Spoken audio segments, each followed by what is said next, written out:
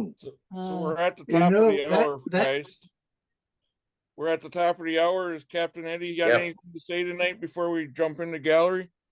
Oh man, do I ever? Hey, how Oh, y'all wow. doing? Wonderful. Good, good. I guess most of the old members are more seasoned members. See how careful about that. Um, Saw today that we turned out a fantastic, really great newsletter again today. And JJ does that all the time for us. But what got me was I send the newsletter to my oldest daughter who converts it to PDFs so I can put it on websites. And I'm now putting it on more club websites. I've joined more clubs all the time and have authority to post something on our sites. And I'm posting an information about our club. And today I posted it on a couple of sites, and a guy called me and he says, "Hey, wait, there's instruction on how to build a drum sander on your lathe in this newsletter." And I said, "Yeah." And he says, "Who do we pay for this?" And I said, "I pay the local hardware store. Don't go take that stuff now.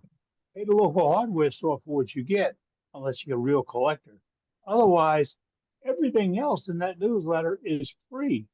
And then here's the dare. Can you share with 100 of your friends? If not, just one. Just share it. Because that newsletter is unlike anything you've ever seen, folks. It's created by wood turners for wood turners, no commercial input, no, there's nothing behind it, nothing hiding in that newsletter. It's got some fantastic art. My daughter first says, "Who's this guy that turned that tea dispenser?" I said, "That's not a tea dispenser, honey. That's a piece of art." "And who's the guy that did the clock?" Again, that's not a clock. That's a piece of art. You know, um, that newsletter has got fantastic work in it. But then all that work you can find on our website. And that's sometimes the hard folks to understand. We have got the world's greatest website dealing with wood turning. The world's greatest website dealing with wood turning. I can sell used cars, folks. I'm not going to paddle off swamp water. This is not what it is. That is what it is. The world's greatest website dealing with wood turning. It's just because we love what we do. You and I, we get together. You see folks here today, and we share stories about it. And Ruby, I can feel for you. I can feel for you when you found that tool in your garden. Yep, I can feel you because I went to somebody's house one day and there was their skew sticking up in the garden, holding the garden door open. And I said, "Why is it there?" He says, "Because I can't do a damn thing with it." Yeah, all right. All right. If you can't do anything with it, there's one of two things you can do. One, learn. Number two, throw it away. But we No, work give it on it. to me. I'll take all your SKUs you don't want. Yeah, you see, then somebody will say, "Don't you get all in one?" Oh, well, that's a silly idea. And it's, like going to a tool show and not buying a tool. That's sacrilegious. Right. Um, but it's just that, we do things with things we love. And my wife would go in my shop and say, "Oh, look at all this clutter and this junk and stuff." But I'm not allowed to do that in her sewing studio. I can't go in and say, "Can we straighten this place up?" Or you don't have a garbage can. So yeah, I'd get run out of town. In fact, I'm probably living out of town now. Um, but it's different worlds. My wife is the quilter. The guy that said his wife goes to the quilting room but you don't follow him. I get asked to go to the quilting room to test things out so she can see how idiots would do it. No comment. Really? And then she says, "Okay, that's not the way to do it. Let me teach you." And that's so she can improve her teaching skills, I believe. It can't be a test from God. But it's this thing where, we all live in different worlds. And sometimes people don't understand that what we do here at Worldwide Woodturners is We love wood turning. We're not out to cure cancer or make a buck or be the most famous guy in the world or get a statue or anything like that. We're just out to help wood turning. And seeing what Bob Grinstead did with that tool in the newsletter today shows me you have got it. You have got it. You've got it double over, triple over, and you're going to be able to share it with us. Hey, look, we are only 1 year away from going to Wisconsin to, and sharing all of this at Level Up. And that is like a one time in your life experience because the first one's only going to happen once and it's going to be unique. It's going to be great, fantastic. I'm reading through the bios and history of some of our instructors and our coaches right now, the people that are going to make this happen. And I'm finding out just how you live across the street. They could be my neighbor. They could be Joe every day. Really, because there's nothing totally unique about these people except for their love of wood turning and their ability to relate that to me. They bring it to me. They share it with me. When I see what Roger does, and I think, where the hell did he get this at? How does he come up with this idea? Same thing with Matt. I mean, it's almost embarrassing to see ideas that come out of this. And then you put me up against Rita and Jim Duxbury. Oh, the Duxes have got it going. But then, then you think about what I'm talking about are my neighbors. They could all be in one room and come up with this kind of stuff. So we're bringing them all to Level Up in one place, all those people in one place for you to share that experience. You can come there and watch all this fold out on one table. Oh, wait, on 27 lathes? You watch all this come out at one spot, and you'll be able to put your hands on lathes and tools and people and ideas. And you know what happens when you see when you actually see somebody put up a gizmo or a jig or a roundabout or a wrestle or whatever on a table in front of you, say, look, you know what you can do with this? And your brain takes over and says, but wait, did you ever try this? And you see their mind go, say, no, I really hadn't. You know what you did? You threw an inspiration into a brain that created a gizmo gadget to make it easier to turn. And all of a sudden, you two got together and look what came out of it. That's what can happen at Level Up. That is what I'm looking for. I don't go to a symposium or a meeting or a gathering to watch what gets turned. I can see that on TV someplace if I just want to see what gets turned. I want to see how it's done, who does it, what their tricks are, what their little hidden gizmos are, how they handle the tool, what goes on right here. And y'all know the on off switch of wood turning. It's all right there. And that's what I would go for. You go to Level Up, you will see that. You'll be able to touch it. You'll be able to watch it hands on right with us. That's what Worldwide Returns is all about, folks. We give it to you in a meeting. We have a newsletter. We have a website. We have Level Up. We have you. And I tell you what, this is the greatest time of all in the entire week for most of us. We all get together and we gather. I'm embarrassed. Tonight I sat here, I took a shower, I sat down, I said, I'm gonna wait a few minutes and then I'll put on my computer. And I woke up a few minutes later, I was 10 minutes late. I was embarrassed. But couldn't miss it because you do so much. You come up with so much. And we'll do gallery and the demo tonight. And the demo tonight is going to lead to another demo. And then that's going to lead to another demo. And you never know where it takes us because we ain't done yet. I tell you, and it's so much fun. So if you got something hiding in the closet, get it out. I want to see what's done. Even you, Billy Burt, I even want to see what you've been up to this week. So it's time to get into it. Show us what you got, wood turners. This is your wood turning club, and I'm very happy to say that. What's up? All right, well, we're gonna go to Ruby first and find out what's up with her. What's up, Ruby? Wow, first up. Okay, well, recently I got asked to do some demonstrations for some clubs. And they wanted to see how I made these cupcake boxes. And I did warn them that if you cook them at too high a temperature, the egg in them goes hard.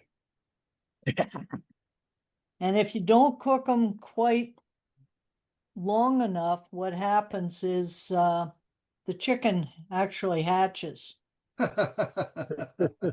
So this time I added, by request, another variation, and I added a candle to it. So like if it's for a young child, you could put $1 or $5 or whatever inside. Or if You it's do for a it for me. girlfriend, a ring or jewelry or whatever. But I also, when I was in Australia, I was working with Theo, the wood turner, and on the back wall of his shop, he had an emblem and his name, which he kind of goes by. So I didn't tell him I was doing this. I took a photo of it, and I'm making him up this pen. So it's got the little emblem and his name on it. And then I made a second one that's got the emblem and his name on it. Cool. Is it So nice? Is that laser burn? How'd you do the emblem put it on the blank? you put it onto paper, you glue the paper to the blank, and then you cast it in resin. Okay. Just clear Alumilite resin, and then you turn it. Nice. Nifty. Nice. I'll try to remember Very- that. So Very cool. it's just another way of, I have a friend, and what he does is he takes photographs of dogs, different breeds of dogs, and he glues those on and casts them in clear resin. And then he finds, like at craft shows and that, they sell very well, because if if a person has a Doberman and there's a Doberman on the pen, they want it, or if it's a little Shih Tzu or whatever. So just gives you another idea of another thing you can do. Okay, Very cool. Nice Thank you, job. Ruby. thank you. We're gonna go next to Dave Kingsley and see what he has. What you got, Dave? Well, it's cherry, of course. It's a little, it's either for small cookies or big M&Ms. Or lots of M&Ms. Like the shape. I like the way Yeah, you got uh, the lid. The lid matches the shape of the bowl. I really like that. Yeah. Yeah, I missed it I by like just that. a little bit, but Reminds me of a honey pot. Yeah. yeah, I was starting, originally the idea was to make it like a cauldron. I was going And to then say it- it looks a little bit like a cauldron. And as I was going, I said, yeah, that needs a lid. And so I made a lid. So, And then a couple of weeks ago, we were at Corning and I bought my wife a little hand blown flower. And I thought I'd make her like a wheat pot for it out of spalted maple. But it looked too big and bulky, which is okay for a wheat pot, but just not for her flower. So I had a piece of the resin and ooh, Oh, pretty. pretty. Oh, very Yeah. nice. I put her flower in it. Looks That's great. And fun. this is Cool. just off a plant we have in the house. But yeah, and this is more what I was thinking when I started the other one, but I just couldn't cut through to all that nice spalting. Yes. That's Very nice. Very nice. Yeah. Well done, Dave. But other than that, I didn't get much done this week. That's a lot more than usual. That's plenty. Thanks, Dave. Okay, Next up thank is you. Dewey. What you got, Hey. Dewey? This is something I did a while back. Ooh. It's Ooh. I It's- like it.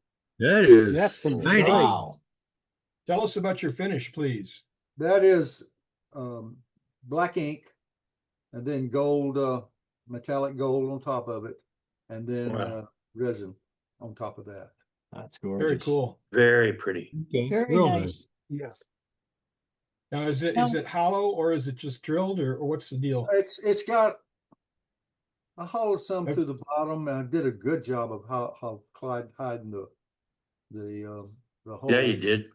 It does have some hollowing. It's not hollowed a whole lot because whenever I did this, I wasn't very confident in my hollowing. So Sure. I did hollow some of it just to make it kind of lighter. But I really like the way the finish turned out. I think this is one of the prettiest pieces So I've which That is which really pretty. finish did you use? Excuse me? Which finish did you use? Aluminite clear cast. That is really quite nice. Yeah, very well done. Yes. It's a beautiful piece, Dewey. Thank you very much. Sure So, is. all right, I'll see you guys later. All right, well, thank you. Next up is Dale. What you got, Dale? Well, I got a bowl. Which can't really Wait. tell here. It's green. It had dark green and then a apple green rich stain. And the outside finish is the 2X acrylic. The inside finish is Doctor's bowl finish. So it is food safe from the Wait. start. And then I've Very been nice. working on Christmas ornaments. There's one, Nice. a red rich stain, cherry red rich stain. I'm not the world's best at finials. I'll admit that fact. Haven't Good had enough. any teaching on finials. I'm gonna one of them when I get to done making some. One of them's going to Turner's Warehouse for their auction for St. Jude's. I think this may be the one, but I got a couple more downstairs that aren't finished, so I'm not sure yet. That looks good there. Yeah. Yeah. I think right now of the one of what I've done, I think this green and walnut one is probably going to be the one that's going to go. That looks Yeah. classic. That's classic. And they're all finished with. First, I seal them with OB Shine Juice, and then I spray them with the 2X acrylic Nice. gloss. 'Cause I Dale, do figure you do any craft shows? I got a couple coming up. Okay. I'm just not sure how to price these. That's my biggest thing. Yeah, mine too. $35 to $45. That's what I was Okay. gonna say. Yep. You can always start high and bring it down as you need to, Dale. Yeah. But Yep. Is that raise it hollowed up- out, Dale? up there. Yeah, it's hollowed out. Okay. All right. The bottom hole is bigger than the top hole. Okay. I drilled it. I believe I used a 5/8 inch drill bit, but the hole ended up a little bigger because to get my tool in there. It looks like, that's why I was asking. Yeah, Uh, this one's hollowed out. I do better doing a solid one and then hollowing it out than drilling them out.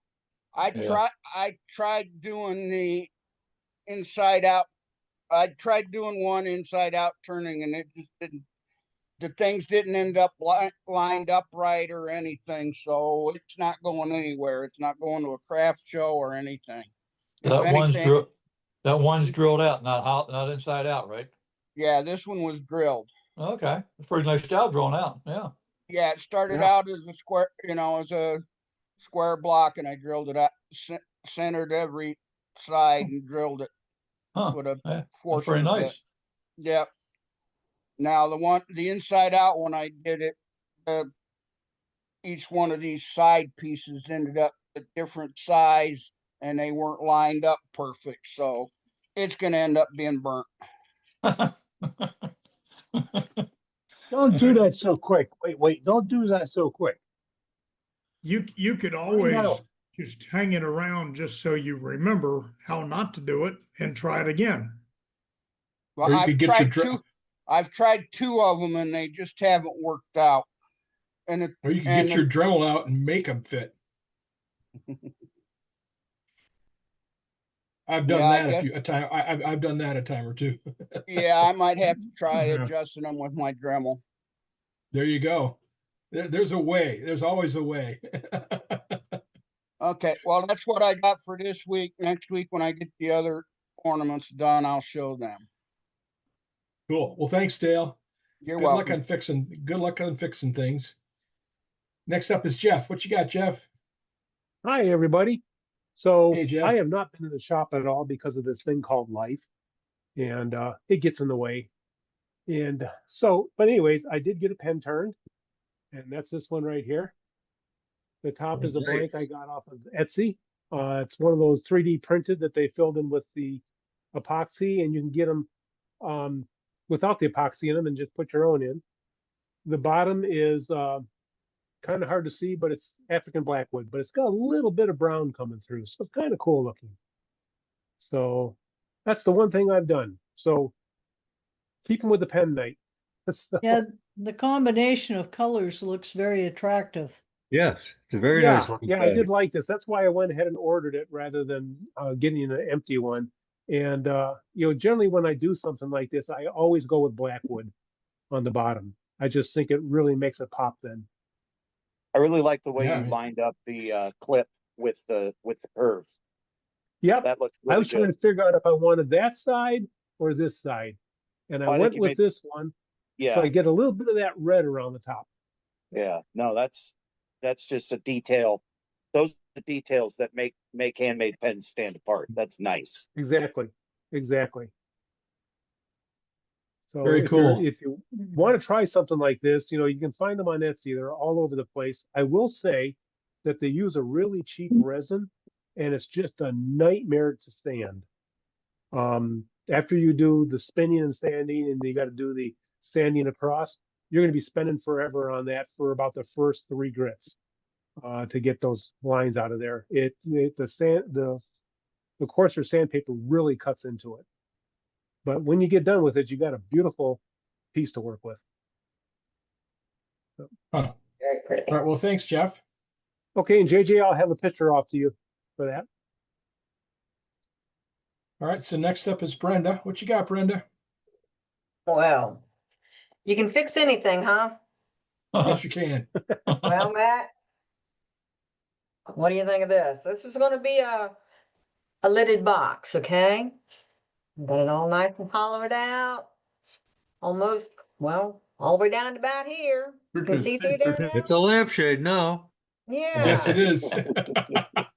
Yeah. Yeah, Put a put it little on a candle in it. bandsaw jig, cut off that Epoxy or milliput? part and glue something else on the bottom.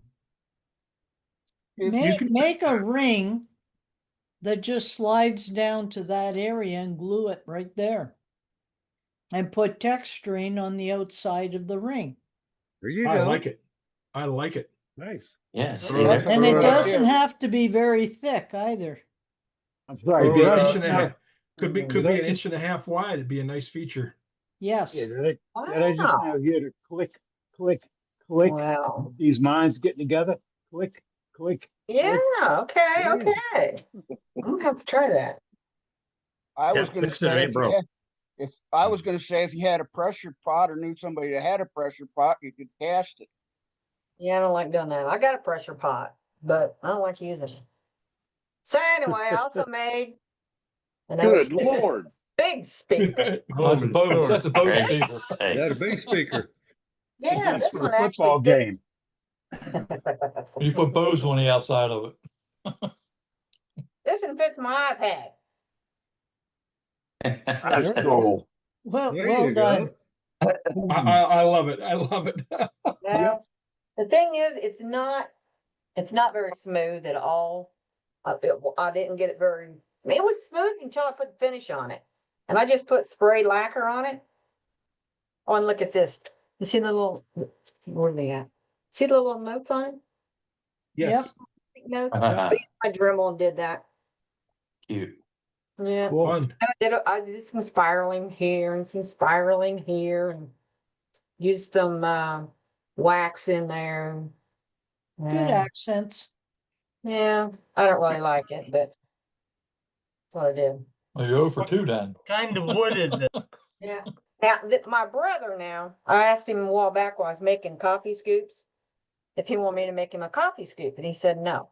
He uses this. This is a little plastic thing you get in your Kool-Aid, right? He Yep, said, yep. now, if you can make me one like this, I'll take it. So I did that today. I love it. Nice. Perfect.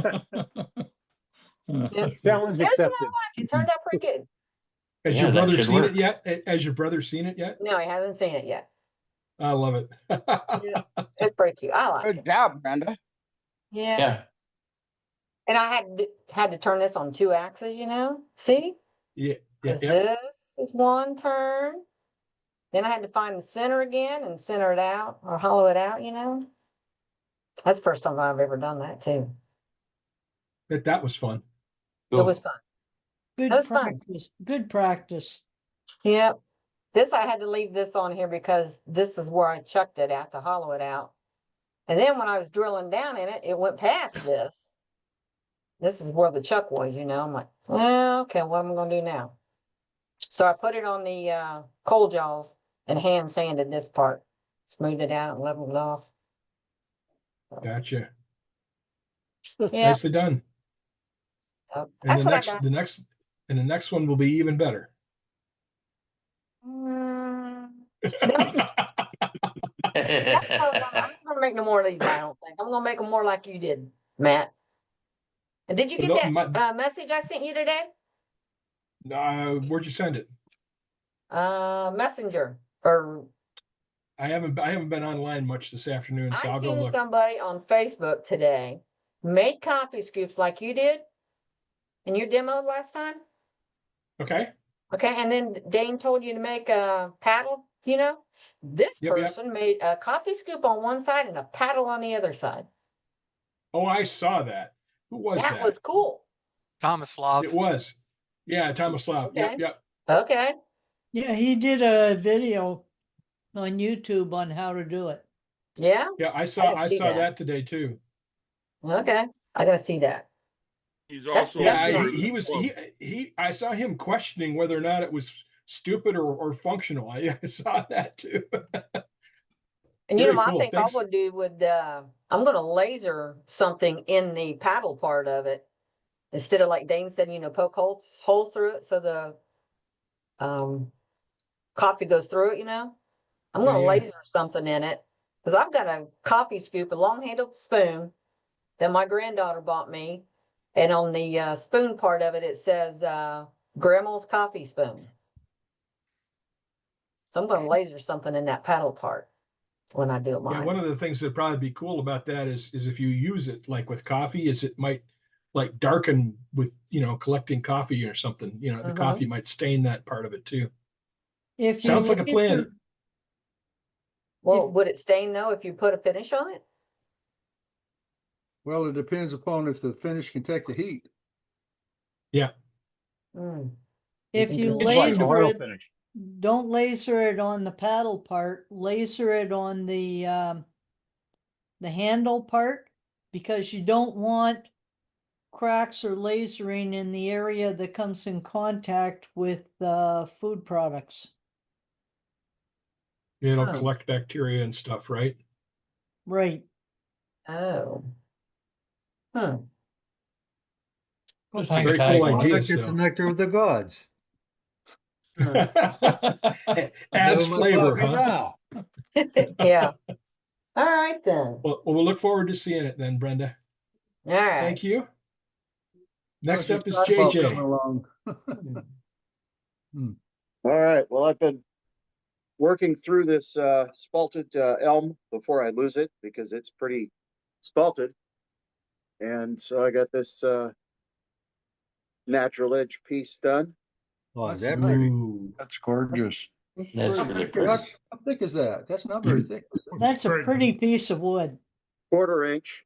I Okay. couldn't take it any thinner because it is very heavily spalted and punky in some areas. I used absolutely every trick in the book to get this turned. I soaked it with mineral oil to stiffen the grains. I soaked it with Parfix. The 80 grit bowl gouge came out. It took every trick in order to get a finished piece with it, but I'm really happy with how this little guy turned out. It looks It is great. beautiful. That's pretty. Yeah, It's your real efforts pretty. were worth it. Very, very nice. Yeah, this spalting was absolutely worth spending the time to get it Yeah, to do that. definitely. Absolutely. Yes. This stuff's Beautiful. pretty phenomenal. But Very folks, cool. remember, if you share it here tonight, share it in the newsletter, email it to editor@worldwidewoodturners.org. Send a high resolution image and make sure that you give me a little bit about what it is. What's the wood? What's the finish? Things like that.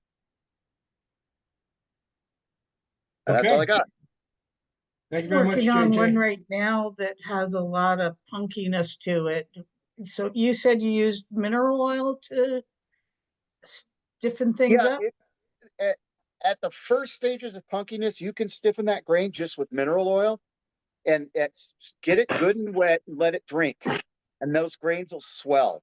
And I guess you could do it with water, but water's going to evaporate. Mineral oil doesn't, or at least not very fast. And from there, the good thing is mineral oil doesn't interfere with Parfix getting in and putting a finish on. But the next step is to soak it in CA glue. Or stabilize it if you have the means. I'm just out of stabilizing resin, so. What about shellac? Would shellac do? Shellac will do You it. should, yeah. You can stiffen it with shellac or with you can even use OB shine juice to stiffen the grains. Yes. Okay. You want something did that'll put soak in and some wood cure hardener on. in, right? Yeah, Well, it wood doesn't hardener works necessarily too. have to cure. It doesn't necessarily have to cure. Which why mineral oil works really well is because it does soak in and the grains expand and stiffen, and you can get a clean cut. And then if you wipe it out, if you clean it out with, I use rubbing alcohol, 91% rubbing alcohol, but you could also use mineral spirits and clean it out and remove the oil from the surface to facilitate a finish. If you use an oil-based finish like tung oil, the mineral oil won't interfere with that, and it'll still be able to get in there and permeate too.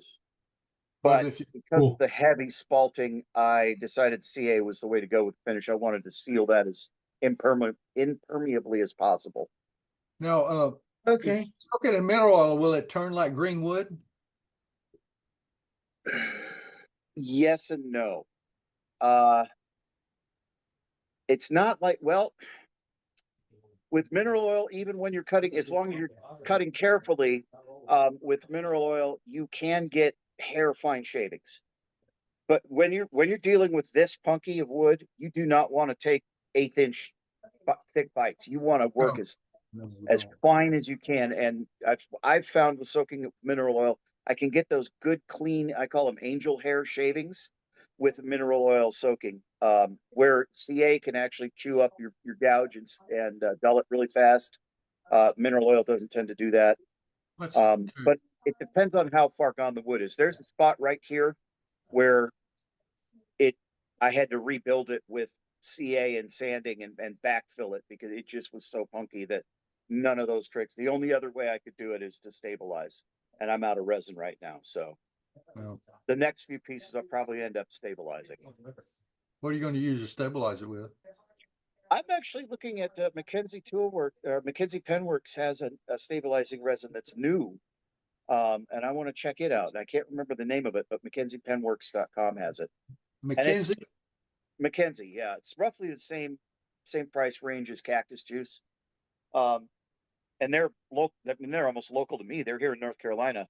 So I might as well try them out and see how good their stuff is. They say, I don't know if you've used Cactus Juice, when you put it in the oven, it like a lot of it comes out of the wood. They say their resin doesn't drain out near as much as Cactus Juice does. That's one problem I had with Cactus Juice is I lost a lot of resin out of the bottom of my little toaster oven, just draining out of the wood, even after I'd let it sit and drain for 24 hours. So it'd be good to try. You still have to heat the stuff from Mackenzie. Yeah, you still have to bake it, but you don't have to wrap it in foil. Okay. And they say that it's something like less than a third of the drainage that you get from cactus juice. So it's Okay. worth trying. You Yeah. know, worst case scenario is I don't like it.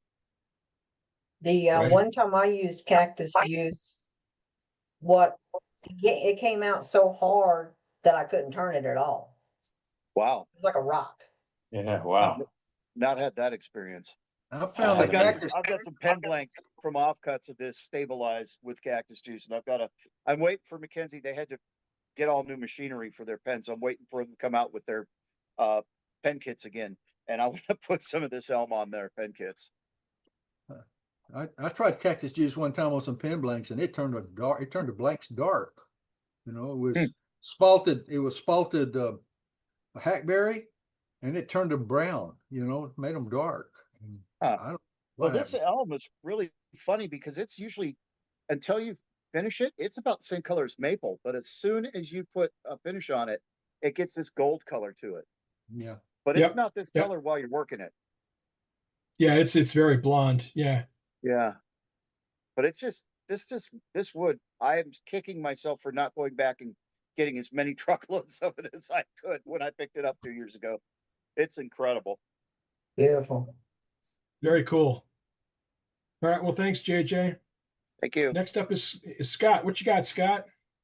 I'll tell you, I really, really appreciate this club. Last weekend, I was struggling with a follow form that I'm working on, and I put a picture or two on Facebook, and I got a whole bunch of suggestions, and I'm not done yet, but I took your suggestions and I turned the form down. I had it too thick in the bottom area, and I was wondering about the top, and I thinned it out. And the thing that I really appreciate, I got a lot of comments on how to do it, but Dane came online and messaged me privately, and he took my picture and he put some blue lines on it to show me how I could thin it down a little bit better and make it a nicer shape.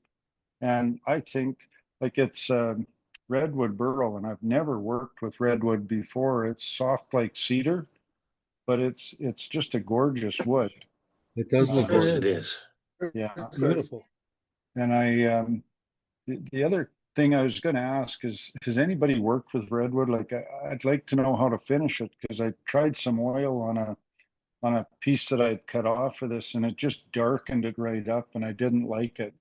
I have, and what I've done is I've used a lacquer on it. Lacquer? Yeah, that's Okay. what I use, clear lacquer. Okay. I used shellac on the redwood. Okay. I'm trying to think if I have it where I think I sold my redwood piece, but I gave it away. But I used shellac and it finished it really well. Okay. Parfix should work pretty good with it too. I can't get Parfix up here. Up in Canada, we're kind of limited somewhat where I'm from in what people will bring in, and getting stuff out of the States.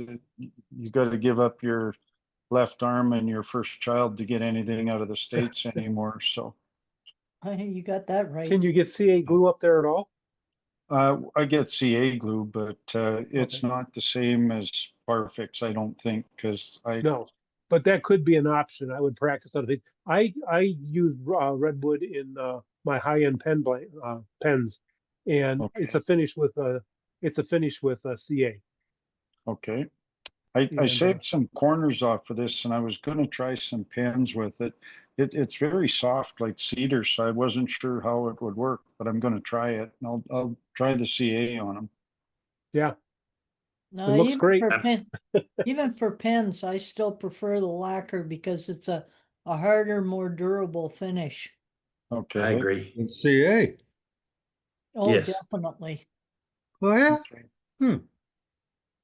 If you use CA, make sure you use a medium CA. Okay. I just wouldn't use CA at all. That's just me.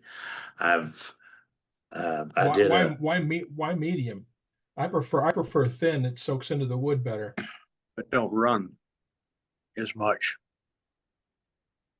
I never use had that problems with one coat running. of Parfix 3408, wipe off all the excess. Yeah, you're wiping it on and wiping it off. You shouldn't Well, get much running at all. he said he couldn't get 3408.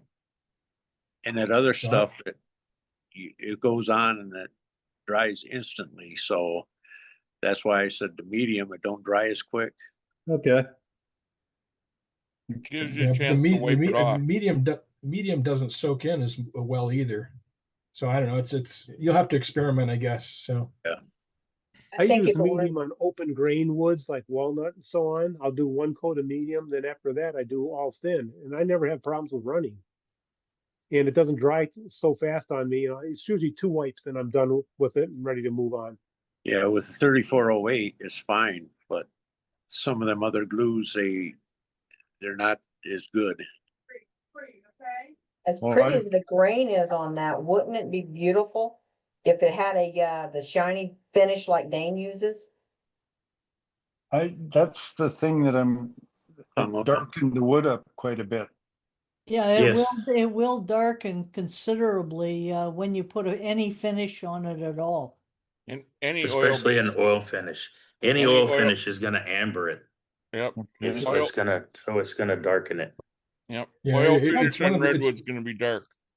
That It's kind one of the of reasons. wood, that kind of wood also works well if you take a sandblaster to it and lightly sandblast it all around, because it'll go into the soft grain, leave the harder grain standing up, and really texture the piece. But I My wouldn't do. turning textures are pretty good anyways, Ruby. I need a lot of sandpaper to smooth it out. I wouldn't do it to that piece. You've done too nice a job on getting it That smooth. is, yes. Even clear lacquer's gonna darken it a little bit, Scott, but Okay, it'll maintain that natural redwood red color. okay, And I think you'll be happier with clear lacquer. okay. I'll give that a try. Would you Appreciate put a sanding sealer on it first? No, Mm-mm. No? no, because that's going to No, darken. because Okay. that'll darken it. Even the blondest shellac you can get is gonna apply a little bit of amber, and that'll make it darker. Mhm. Gotcha. Yeah, this is what color it'll go to with whatever finish you put on it. it. Okay. Okay. So, and that's quite a bit darker. Well, Okay. hold on. Let's get to you, Ruby. Seeing it, Ruby. Okay. Fine. Yeah. And that was lacquer, right, Ruby? Yeah. Yeah. So it's gonna either darken it up lacquer a or little wipe bit, on but polyurethane, but it will go that dark. That Yeah. still That's looks another nice. pretty piece.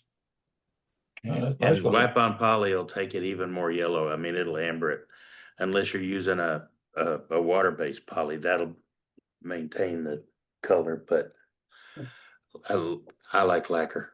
It's more Yeah, durable. I like lacquer. I like lacquer too. Yeah, it's a more durable finish, and I think it's easier to put on, to be honest with you. Okay. Did you buff that afterwards, Ruby? Considering when I did it, no. Very nice finish, Ruby. I've Thank got Good a couple example. holes here that I've done in redwood, and I used one of them. I used shellac, and the other one I used wipe on poly. It's the what they call a warm shine or warm gloss. It's called. But those turned. They've got a lot of white in them. Here is the candy bowl, lidded candy bowl, but it's got a lot of white in it. And then I did a smaller one with this has got the shellac spray on it. Okay. All right. Thanks, Marv. Okay. Thanks, Scott. Thank you. Next up is Tim. What you got, Tim? Hey, well, you guys remember this piece from lighting in here sucks tonight. This piece that I turned a couple weeks ago and did the staining using the RIP dye. Well, finally got the inside hollowed out today when I was at Disney World last week. So, but so the edge right here is is actually gold ink. Inside the black is black leather dye, and worked out real well until, yeah, right about here. Nice little crack. Oh, Yeah. So I got to sand it back a little bit, put one more coat of lacquer on it, but I'm trying to figure out what kind of wood it is. This is that fog wood that I picked up at Rockler. During Snowmageddon, had a down tree, and I grabbed what was there, threw it in the back of the truck, brought it home, and it's been sitting in the garage shop for about 2 years. It is hard as woodpecker lips. That's my term for it. That's the bark. Here's the color. The grain is phenomenal on Yeah, this. it is. Yes, it is. Could you show us a different view of the grain, like turn it around a little bit? Could it be black locust or? Turn it some more. Is it glow in the dark? It'll be black locust under UV light. It looks like honey locust to me. The bark looks like honey locust, like what we have. It is super hard. I'm sorry I did not turn this when it was green. Well, that would be black locust because it is super hard. Whew. Yeah, It gets honey real hard. locust too, Tim, is very hard. And I Okay. have some at home that looks just like that, and the bark is just like that. That Honey would, locust that has would thorns explain on it. And I'll tell you what, I ended up to hollow that bowl out. I ended up using that ball mill end tool that Matt used the other day on his demo, just to get that dang thing hollowed out, because regular turning tools were not working very well. I mean, I kept having to go in and sharpen my doggone bowl gouge every 10 or 12 revolutions of the friggin' lathe. I was like, oh crap, back to the grinder again. So that ball and mill tool ended up working out on that. But that's all I got right now. You know, been at Disney World. I did, like I mentioned in the chat, stopped in to see Tom Kenny on my way back from Disney World. He has an incredible shop. And guys, if you ever get a chance to go down there and visit with Tom, do yourself a favor and go spend a couple hours or so. We did not spend probably 45 minutes, an hour max. We just had to hit the road, but great seeing another worldwide wood turner, and we dropped off some wood. I got a piece of wood from him. Billy, he wanted to know if I was able to bring back a piece for you, but I told him we probably wouldn't see each other for quite a while. So unfortunately, I did not bring back that piece of wood for you, but That's okay. He's just keeping it, that's all. That's all he's doing. I'm sure. Together next year at He's just keeping it. level up, I think. But anyway, that's what I got going on. So, all right. Well, thanks, Tim. Right, next hey, up is and, Don. thanks for letting me know about that type of wood, honey locust. Got it. Next up is Don. Got to unmute yourself, bud. There we go. Trying to find the button. Guys, I see y'all in reruns. I rarely make it to the meetings, but I have 3 things I wanted to show today. The first one I think is elm. It was a crotch. Wow. Pretty. Beautiful. Nice. It's live edge and just. Pull it further away from the camera. There we go. There you Oh, go. Yeah, that was There definitely you a go. feather Yeah, there. that's nice. Yeah, Oh, this that's makes gorgeous. this Yeah, makes that my is head gorgeous. look small. That's great. And then this is like the second one I've done. Once again, it's going to make my head look small. I got wood. We're not looking at your That's head, nice. Don. We're looking at the wood. And I believe this is spalted cherry because it's got some really weak spots in it. But and I left the base a little thick because I just felt that if you actually put food in it, it was going to fall over. It's got the 1/3, 2/3 philosophy of the base. So, but it's 17 inches in diameter, so it's huge.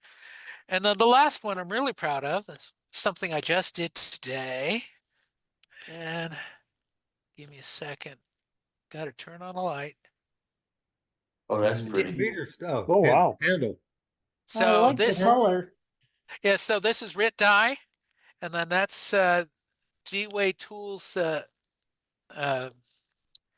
Call it. insert, call it, yep. And but I, I I see people who do the RIT dye all the time. Like I said, I see you guys in reruns, and I just had to try it. But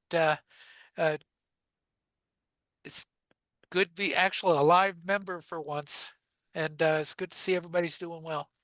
We're Nice glad job. you joined us. Glad to have you. Good to have you here. Good to have you here. Thanks, Don. Okay, y'all take care, and that's all I got. Thanks. You too. Next up is Jim Duxbury. What you got, Jim? Nice job, Don. I've been turning pepper mills. This is a black walnut pepper mill. Pretty. Gorgeous. And yes. Hold it back towards you, Jim. Yeah, we can see the color better that way. There, right there. There it is. Yeah, there you go. Wow. Anyway, it's almost black. This is from Pennsylvania, grown in black dirt. We have it in North Carolina, grown in red dirt, and it's chocolate colored. But, and I've been busy. I made a bunch of lighthouses. These are lighthouse pepper mills. And well, that's gorgeous. These sell unreal. I don't know how many. I bet they do. That's a great idea. And I also make the other one with a salt with a lighter color in the bottom, so that. And the latest is peppermill.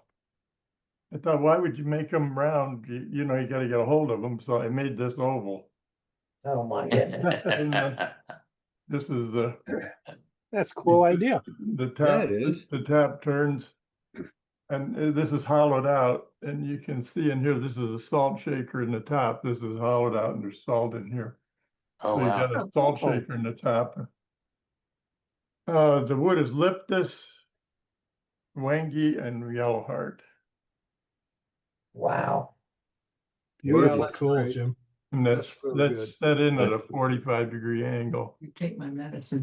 I'm jealous. No. Very nice, Jim. Nice. Thank you. And the other one, I don't know, maybe I've shown this, but I made this the other day. I think I've shown before. I get a whole bunch of these things that I've made vases out of. This is the end piece. This one was steamed and bent. The whole thing had a twist to it. But it starts out looking like this. This is a piece of birch. It's bandsawed back and forth till you can't stand up anymore. When you get all done, it bends and moves and does all kinds of things. But anyway, in sculpting the side of some of these things, I get some really neat drop-offs. And read it all, let me throw anything out. So I made this out of it. This is Nice. Oh, that's cool. Wow. I like that. This is That's neat. Does your knob turn down there at the bottom? this thing here has got a 3-inch screw embedded into the center of it, goes all the way through to the holding part in the front. So this can undo and all these move. Look, it should move. Wow. Anyway, they all move around, and you can respace them and do whatever you want with them. Put them together, they look like tulips. Cool. You can do all kinds of fun things with these. Oh. Very cool. Nice. They're all drop-offs from another piece. I don't know why they don't just. Look like the NBC peacock. Yeah, you got it. Bum, bum, bum. They're kind of hard to get straight, but anyway, you can take them out and turn them and put them all in one direction. I had to take this apart. I'll never get it back together, but anyway. We understand, Jim. Very cool. There's a screw Gotcha. in there. Oh, wow. No. Wow. So the head is embedded back in here and epoxied, and then a cap put on it. And these are just all different pieces that you I drilled a hole in the end of them and rounded the end out to fit the radius I wanted. But you could turn them over and put them back to back or are all in one direction. You paint them different colors and have different color schemes. You could make them different too, but it takes too long to make these damn things. So these are just drop offs. It's easier to use drop offs. That's pretty cool. Very cool. Very cool. But that's All what right. I've been. Thank you very much, Jim. Welcome. Next up is Brent. What you got, Brent? Hey, Eric. So during SWAT, I sat in on Paul Russell's Barely There vase demo. And then a couple weeks ago, Joaquin showed a Barely There vase. So I thought I'd give one a shot myself. So I made this. Whoa. Wow. Barely There. Wow. Is that driftwood? It's juniper. It was a juniper branch I collected. I collected a whole bunch of these. I was gonna make Christmas ornaments out of them, so I just went up the wood pile and this kind of an S-shaped little thing, kind of hung out as a Barely There vase and such. So I did something a little bit different than what they did in the demo and such. I carved this little hole down here, and I actually hollowed out the inside all the way through. They didn't do in the demo, and thought I could actually make it into a real vase. So went out the wife's card, pulled out a piece of Russian sage. So now I can actually run this all the way through here. And it actually. That is neat looking. That is cool. What a great idea. I like it. I like it. And the bottom piece was just cut off from a bowl blank one of those pieces that's always too good to throw out, that you got laying around the shop. Yeah. And found that and just How carved did it. you attach the base to the Well, I just carved a kind of a mortise in here that kind of fit the shape in there, and this epoxied it in. Okay. So Very nice, Brent. That's cool. my attempt at a Barely There vase. So Our friend JJ needs a photo of that. Definitely. I'll try. It's kind of a tall. It won't fit in my light box. So You'll figure something out. I'll figure something. Yep.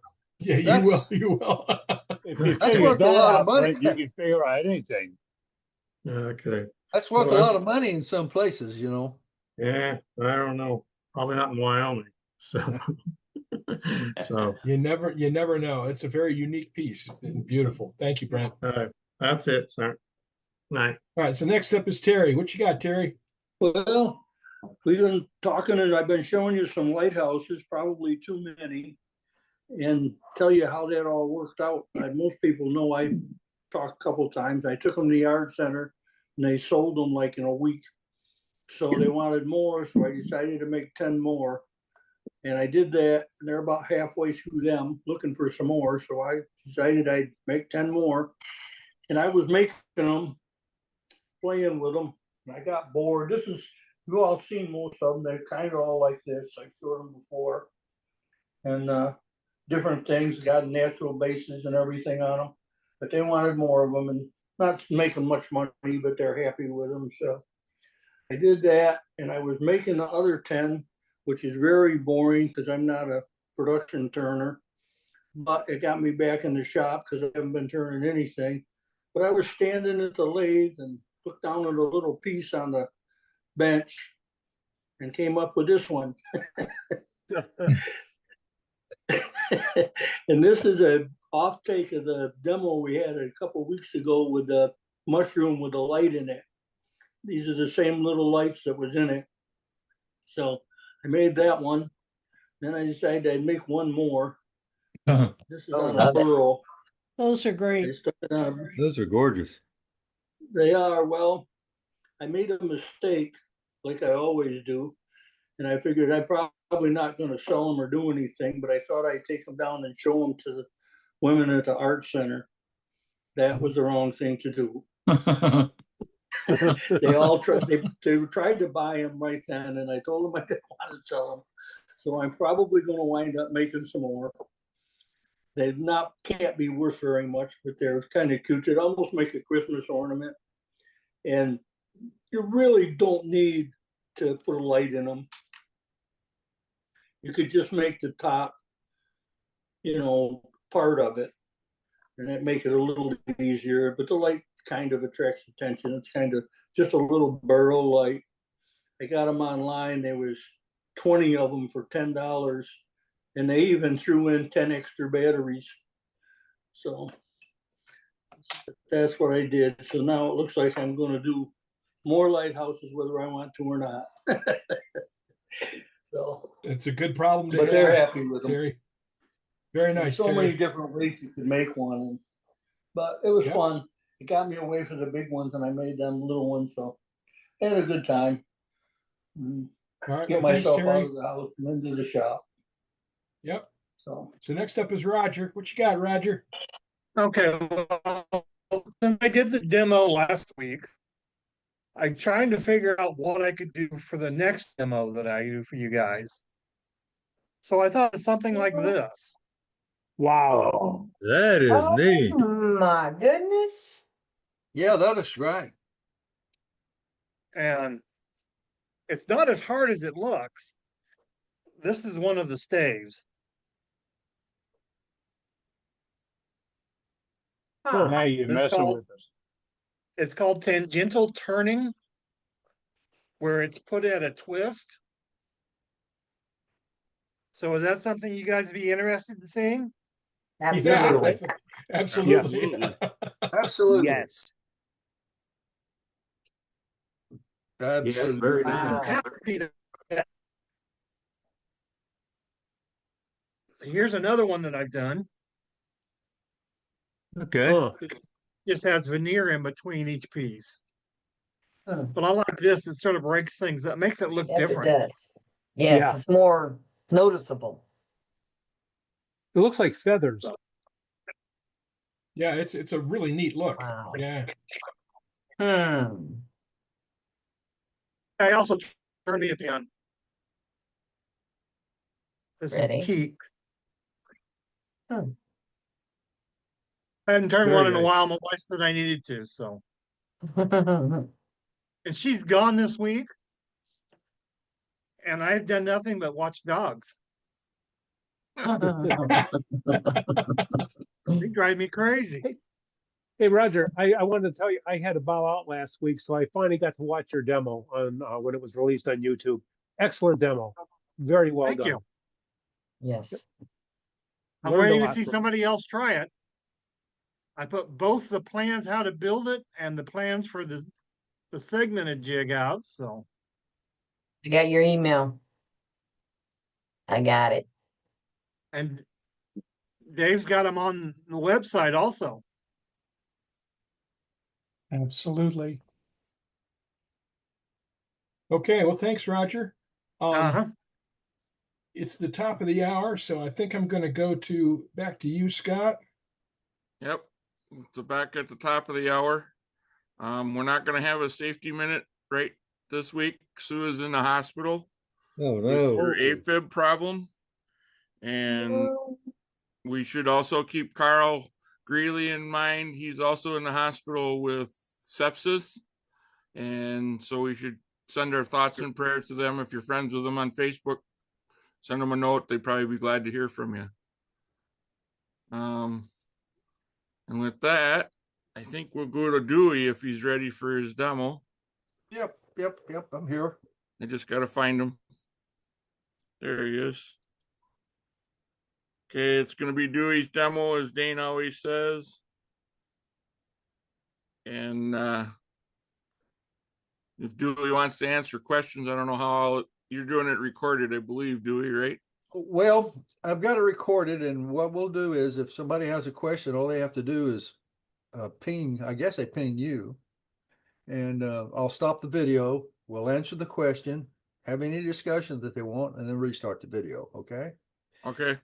And that way we keep people will get their answers fresh after they get their questions. So but anyway, okay. Anyway, welcome everyone in a series of 3 videos starting this evening and continuing for the next 2 meetings. I will demonstrate from blank to beauty how this coffee decanter was made. In the first video, it's about an hour long, we'll show the shape, designing, and turning.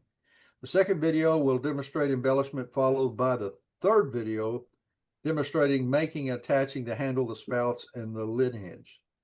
And like I said, I'll be okay with answering questions during the video. So I'm going to do a screen share and we're going to get started here. And let's see here. Here we are. Where are you? There you are.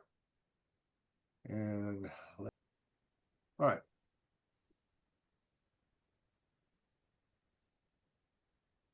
Okay. First thing we have to do is come up with a design for this. You'll notice I've turned this around from sport line, but I've got tenons for both ends.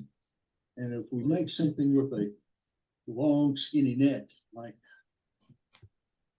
this here, what we're going to have to do is we're going to have to do the fat end first.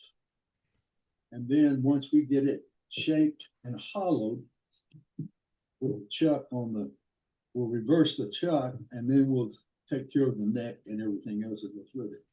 So first thing I like to do is we'll get some measurements, and I've got and right now it shows to be about 10 inches long. Okay, and diameter is to be. That's not diameter, that's circumference. About 18 inches, somewhere in there, pretty close to 18 inches. Now we're going to lose some of that whenever we start turning this. So I'm going to base all my drawings and everything based on 17 inches in circumference, which means that we are going to have to divide that by 3.14. Grab a sheet of paper. So if our diameter is 17 inches, our circumference is 17 inches. And we divide that by 3.14. Divide that by 3.14. Will come up and equals to 5.4, which will be the diameter, or how far it is across here, which is 5.4 inches. Okay. So anyway, so there we've got it. Now, so far as the design of this, we like the, you've heard of the golden mean, which is, 2/3, 2 and 1. Okay. So what we want to do, we want the bottom to be 1/3 of the total height, and then the neck and everything to be the 2/3. So it kind of balances out a little bit. All right. So let's kind of make a design up here, just kind of see what we could do. Let me go ahead. This kind of washes it out if you want it. Let's see. Hold on. Okay, I turned out the light. It makes light a little easier to see. Okay, so we got 10 inches. So 1/3 of that is roughly 3 inches, which is, let's see, say it's 3.5. 3.5. And then there is, so the rest of it, which will be, let's see, and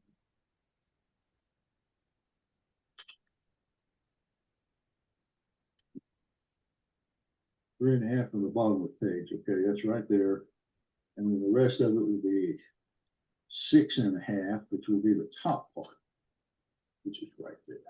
Right now, we're saying it's 5.4 inches will be the diameter. So half, so 5.4 is roughly almost 5.5.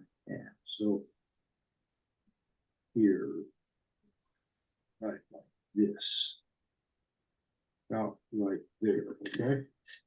So what we're looking at is a shape that looks something like this. Start out at the bottom, go around like this, and it comes up like this, and then it'll go up to here like this. And then the same thing over here, like this, here, and then goes up here like this. And this top will also include, let's say we got us a spout or something here, and then we will have a lid. This will be the lid. Okay. Now a handle will probably do something like this. Come up and come over this. Okay. Something kind of like that. All right. And then for the spout, we'll put it right here. So the spout will come back and go like this. Like so. Okay. That's about what we're looking at here. Now, well, let's make the spout a little bit higher. Okay, it's kind of a rough sketch. So what I'm going to do is I'm going to take this design and I'm going to put it into a drawing program that will come up with a drawing that actually depicts what we're going to do. Okay. So let me do that and let me get back with you. Okay. Thanks. Okay. Now, Here we are. We're going to. Now I'm going to interrupt here. I use a drawing program whenever I design something, but that way it'll become apparent why later on. But you don't have to have something like this if you got a set of you got a compass and some French curves and a straight ruler. You can do this if you got the measurements and everything. So anyway, we're going to start again. Make a drawing of that sketch earlier. So we're going to start out by making some various lines here. This is going to be the base. This is the baseline here. Okay. Now we said that the reservoir was going to be 3 1/4 inches tall. So we're going to put a line up here 3 1/4 inches from this one here. So here we go. All right. Now these two lines are 3 1/4 inches apart. Now the total height of the item that we're going to make was roughly what, 9 7/8. So we're going to make a line up here. It's 9 7/8 from here to there. So here we go. 9.875. It goes from there to there. Okay. Now we'll check our measurements. Okay, from here to there, 9 7/8. Okay. All right, now I'm going to draw a line that's right in the middle of these two lines here. And what I'm going to do now is draw a line that is 5 1/2 inches, which is the width of our reservoir is going to be. So here, draw it anywhere and make that 5 1/2. All right. Now I'm going to move this into the middle of this one, such that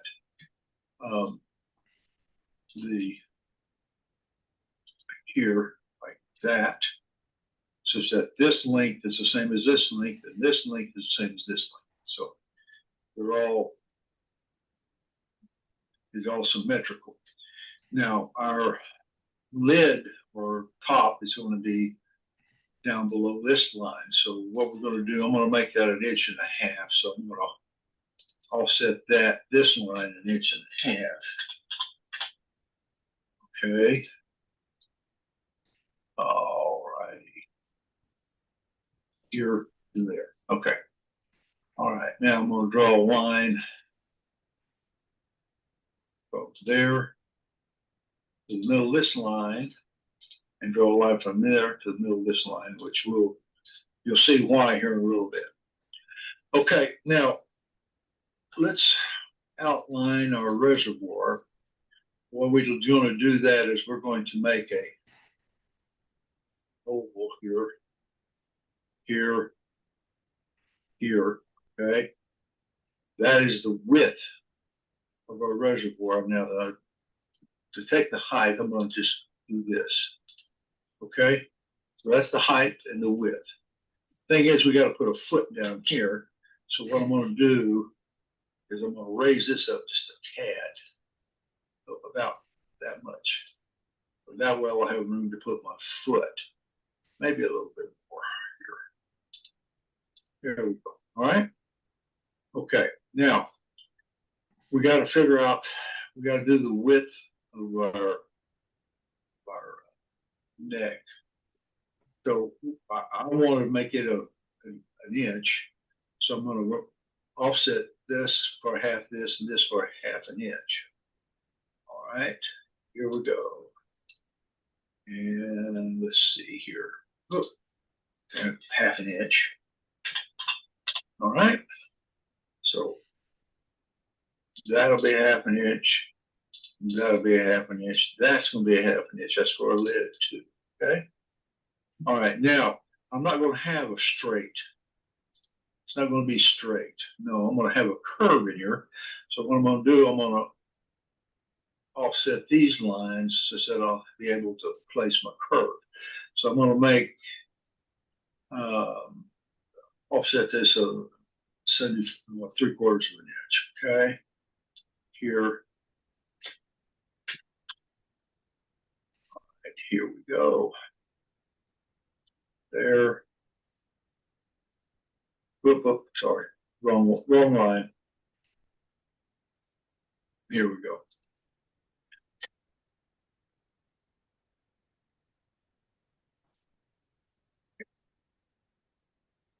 All right, yeah, here we go. This one.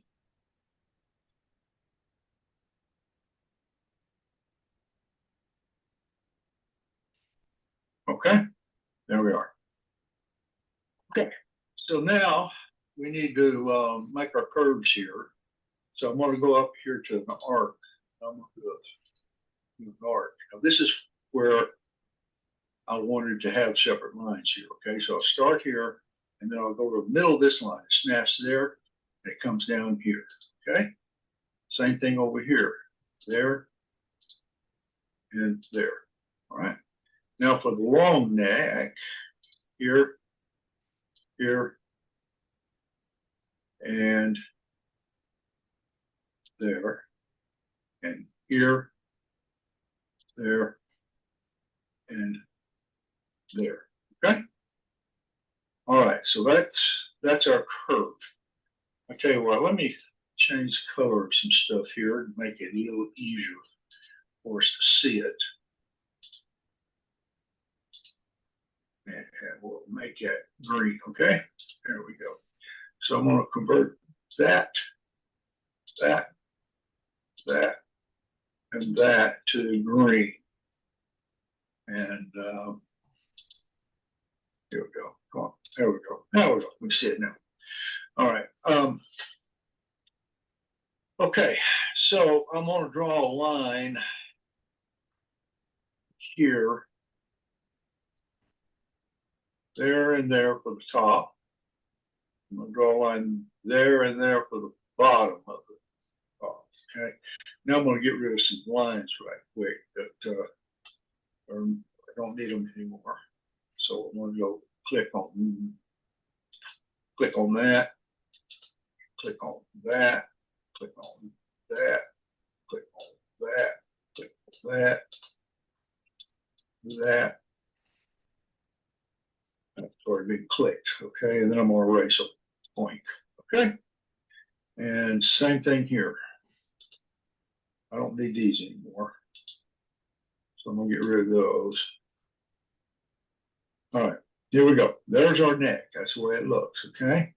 Now here I want to do a little bit of transitioning between the neck and the reservoir. So what I'm going to do is I'm going to make a curve here, right here. Like so, okay. What I'm going to do is this. I'm going to make it a little bit more. There we are. All right. Now I'm going to reverse copy this from here to over here. So what we do is we mirror that, and that will end here and there. There it is. Okay. All right. Now I'm going to do a little bit more to this. I'm going to move this out a little bit here. Okay. And we're going to go there. Whoops. Let's try that again. Oop. I need to move it. There we go. All right, here we go. And there's that. Now I'm going to mirror this over there again. So mirror there, there, there, and I don't want to erase that. Now I'm going to put a line between these two. Okay. All right, now let's see what she looks like here. Let's see.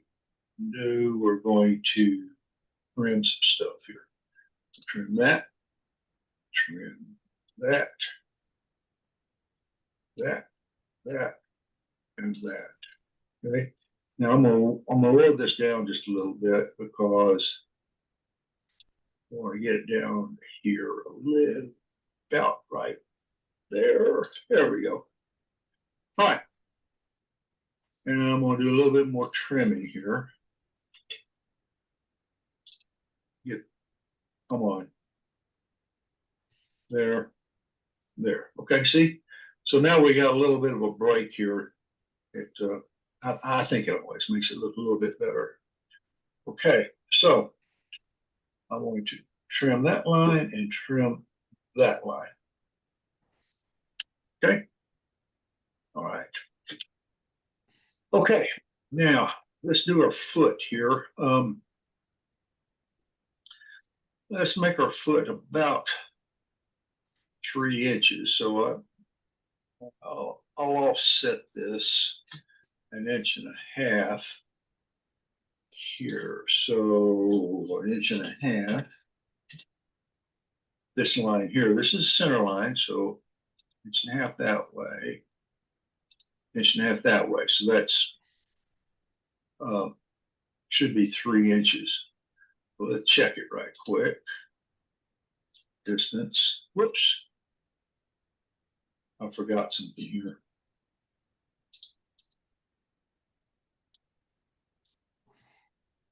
No. Okay.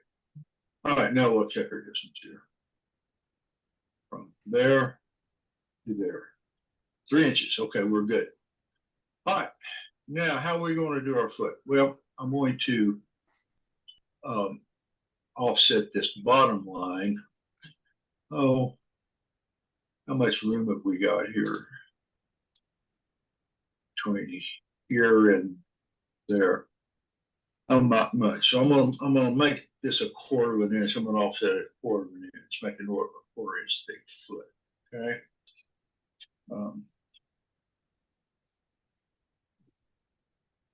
There.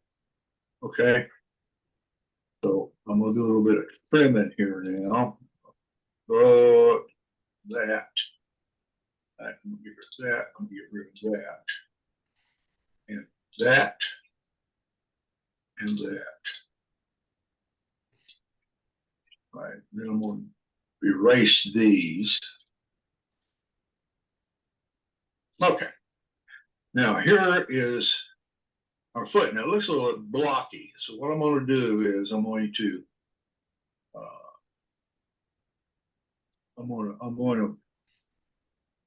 kind of round this up a little or curve it a little bit there. And let's see. Let's try something else here. Let's go there, there, there. Okay. Now I'm going to copy this, reverse copy this over to the other side. So let's go mirror. We'll select that from here to there, and we do that. Okay, now I'm going to trim up some stuff. There, there, there, there. Okay, now looking at this, okay, it's going to be a real challenge to make this point in here. So I'm not going to do that. Okay, what I'm going to do is take this curve and bring it on around to there. Same thing on the other side. Bring this curve on around to there. All right? Okay, great. Now we're going to do some trimming here. Trim that off, trim that off, that, and that. And then we're going to draw a line there to there. Okay? There's our foot. All right, we're almost done. All we got to do now is the handle and the spout. So let's start off with let's do the handle. We'll start off here and we'll do a line here. Okay, kind of there. Okay, and next I'm going to do a curve here, here, and here. I'm going to flatten this curve out just a little bit. Something like that. There we go. Okay. And then I'm going to bring this out. Yeah, about right there. All right. Then I'm going to draw a line from there to there. And then I'm going to do another curve there, there, there. Now, you're wondering why I didn't connect this to this, because I'll show you, because I'm going to offset this and fill that in, okay? So I'm going to offset this 3/8. Okay, here we go. That.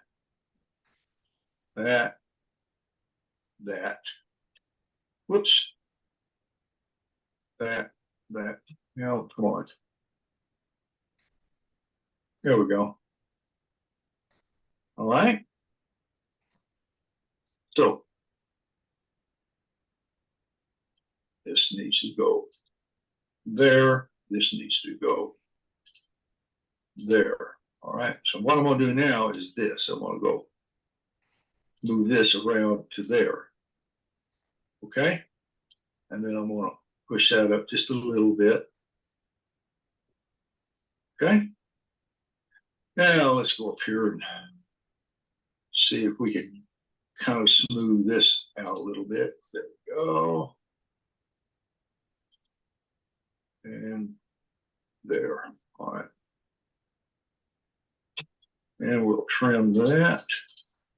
And we'll trim that. All right. And we'll bring this to there. All right. I'm going to trim this off so we'll have a surface to connect to our reservoir. There. Whoops. What happened here? Trim. There we go. All right.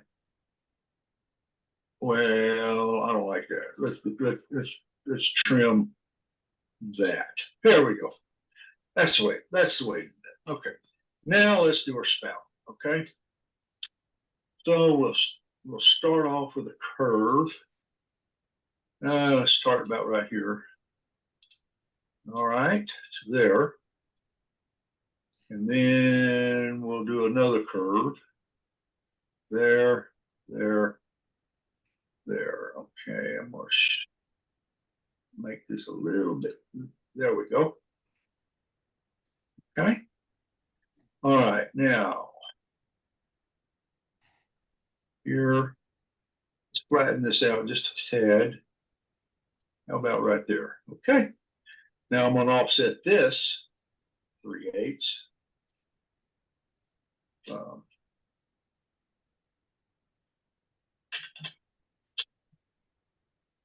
right, there and there, and there and there. Okay. Now I'm going to do this, bring this up there, connect to that. Now I'm going to put another little curve right here to like this, about like that. There we go. Okay.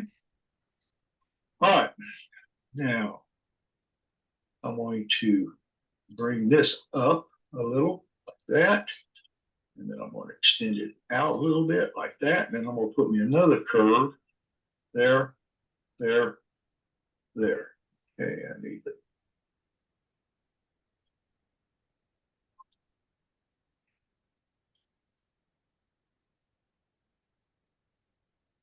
Bring it up a little bit. Out.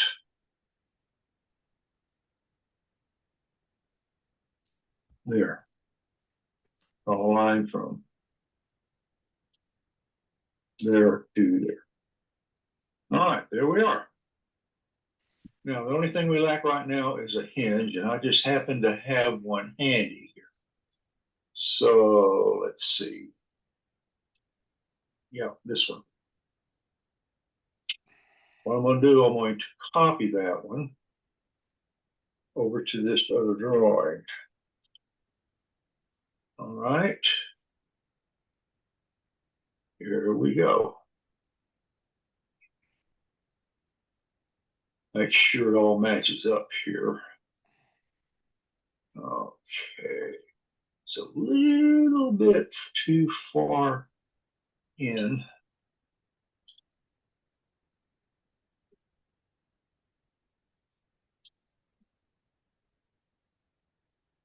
All right. Okay, we're going to move it out just a tad to get it to line up. There. This line was copied from the other drawing, so I'm going to delete it. Okay, there we are. And, whoops. Looks like I'm missing something here. No, I guess not. All right.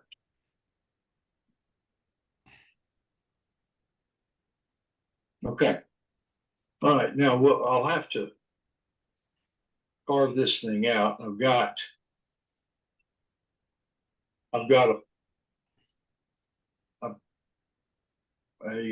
template for that already from a previous project, so that'll work out fine. Now, here we go. We've got it. It's all ready to print,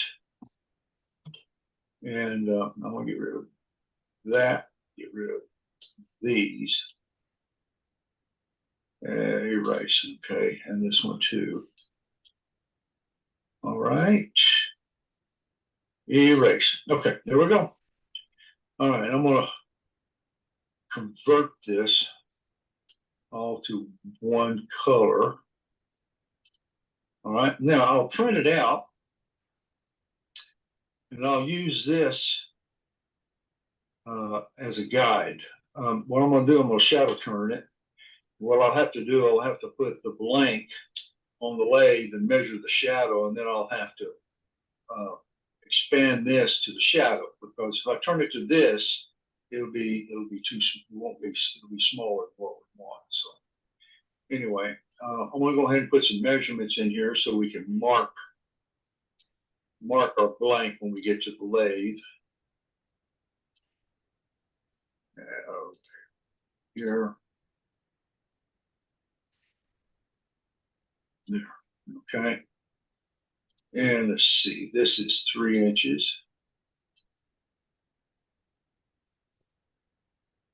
All right.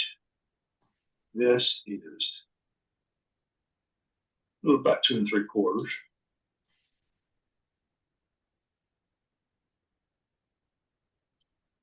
And this is, all right, the distance from here to this one is that. This distance across here is that. This distance from here to there is that.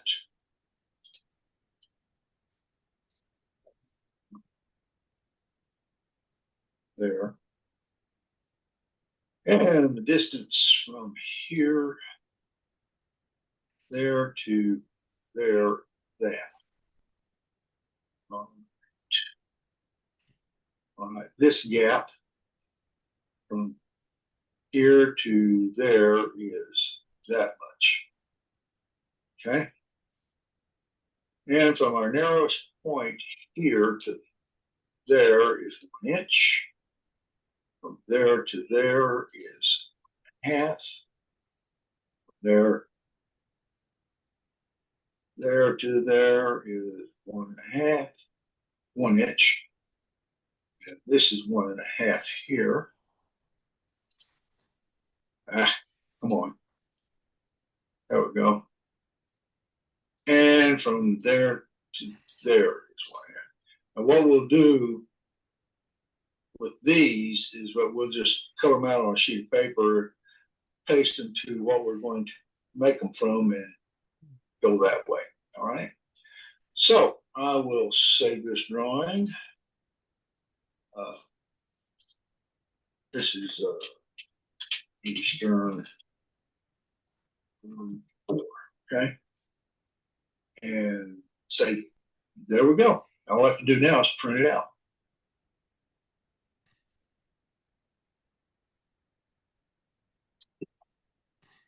Okay, we've mounted the blank on the lathe. I got the shadow platform underneath and a piece of paper. And what I've done is I've measured the distance of the shadow from this edge and the distance of the shadow from this edge. And I've adjusted the light such that the shadow is the same distance from each edge. Okay. Now that distance, I made a mark on where that shadow is. Now this distance will tell us how much larger we need to make our drawing that we put under here for this to follow whenever we do shadow turn. Now, for you folks that aren't familiar with shadow turning, I did a demo on this a while back, and I'm sure it's archived at the website. So I would encourage you to go look at that, and then you can understand how I set this up and over and over things. Okay. So now I'm going to take the sheet of paper back to the computer, and well, I can just measure this now, and I can take that measurements back to the computer and then expand our drawing on that program and print it out such that then I'm going to put it right back in this. So let me do that right now, and I'll be back out here with the revised drawing here shortly. Okay? Right. Okay, here is our original drawing that we've got to expand. Now the shadow width across here was, you can read upside down, was 6 3/8. Okay. So that means that we've got to expand this by 6.375 divided by 5.5. Let's get a little calculator up here. 6, okay. 1.16. So what I got to do is increase this drawing here by 1.6 in every direction. So let's go ahead and do that right now. Here's our screen. So what I'm going to do is I'm going to select all of this. And then I'm going to go up here where it says scale. And it's going to ask me the base point of the scale. So I'm going to put it right there. And then it's going to ask me for the scale factor, which is 1.16. There we go. And there it is, 6.38, which is exactly the width. Now, this is what we need right here. So let me print this out, and then we'll go back to the lathe and we'll start shadow turning.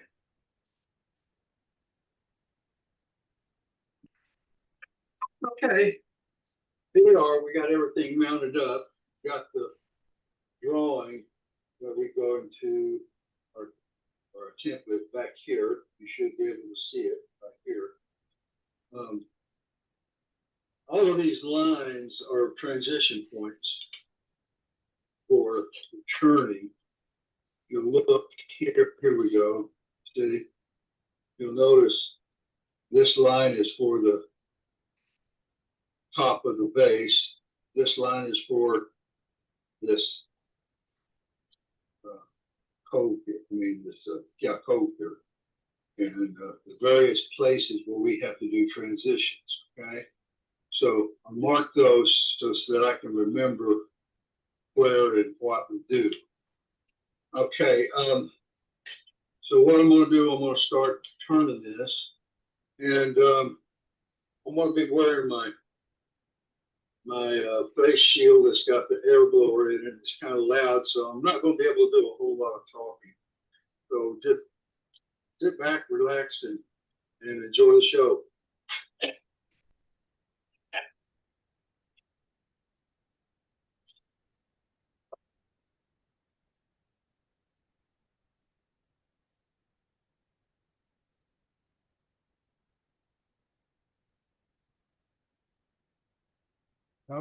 At this point, I've increased the speed to I can't turn stuff that fast, but just because I increased the speed on it. So.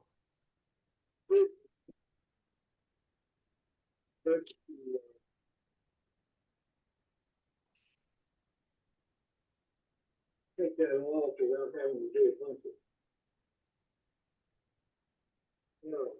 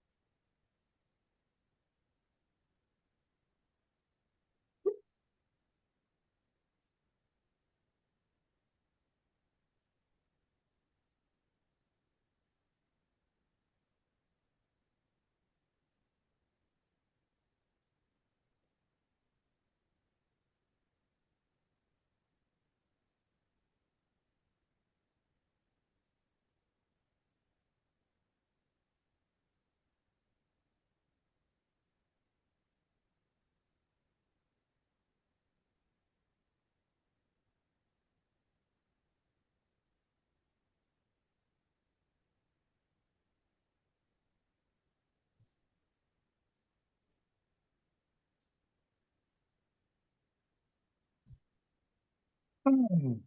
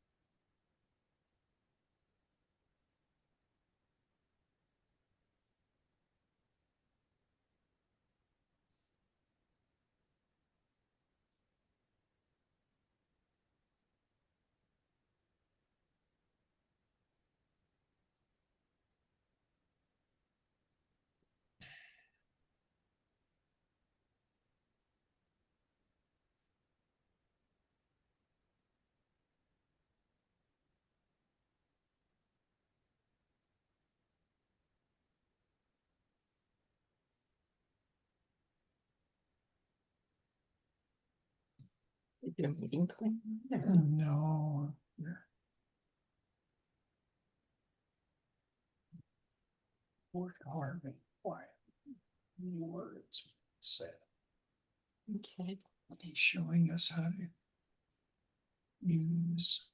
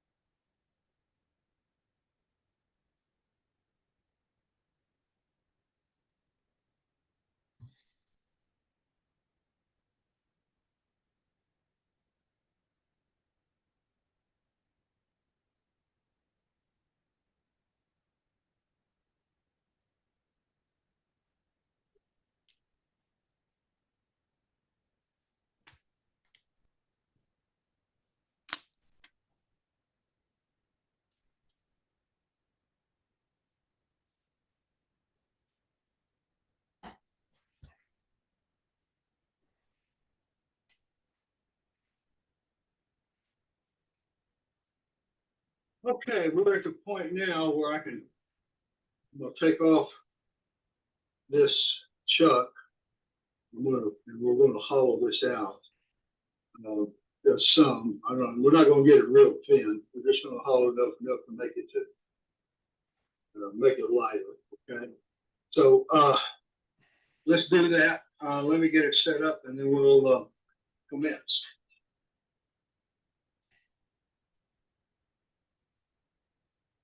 Okay, this camera messed up on me while I was doing this part, so I'm sorry.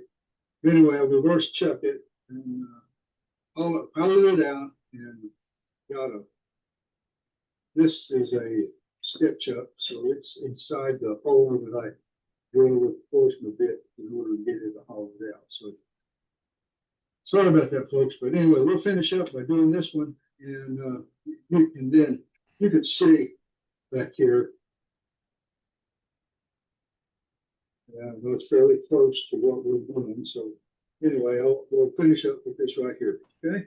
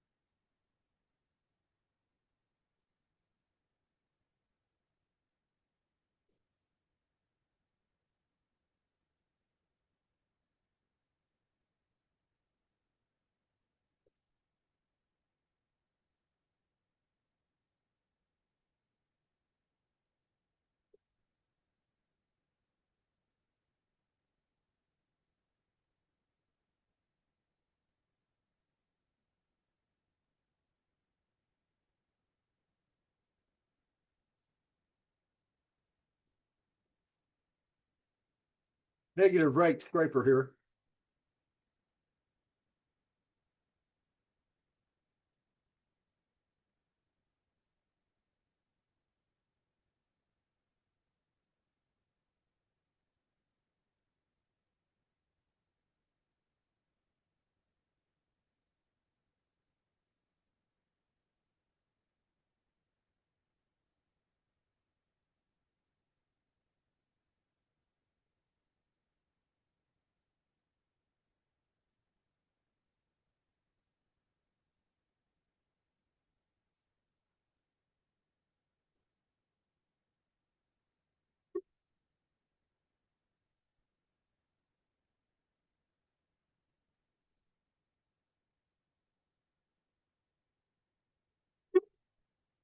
Okay, I think we're got everything turned. We're gonna have to do some sanding, of course. But I don't think you'll be entertained by that. Well, turning this, I decided what I'm gonna do. I'm gonna make another stopper appear. I'm not gonna park this here. So leave it, and then we'll make a stopper appear. Now what I'm gonna do now, of course, is I gotta bore a hole through this. I've got a half-inch long shank drill bit that I'm going to use on that. So I'm going to shut off the tape right now and go get that set up.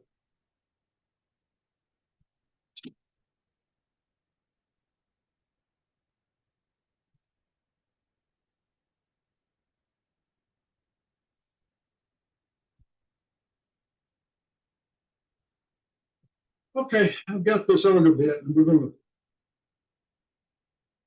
drill, just put a hole down through the neck here.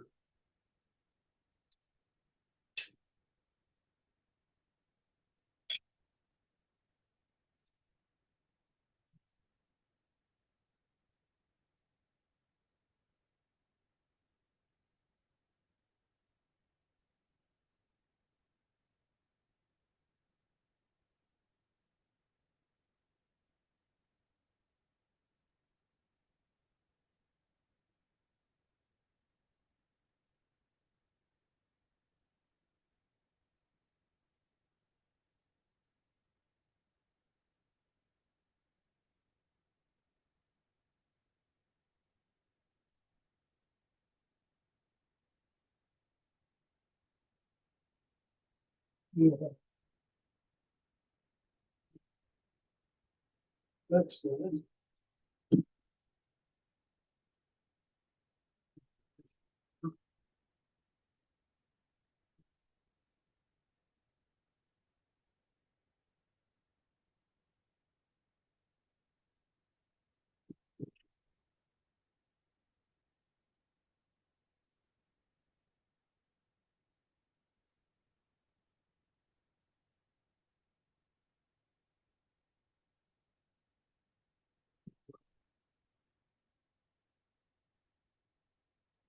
It's really wobbling, isn't it?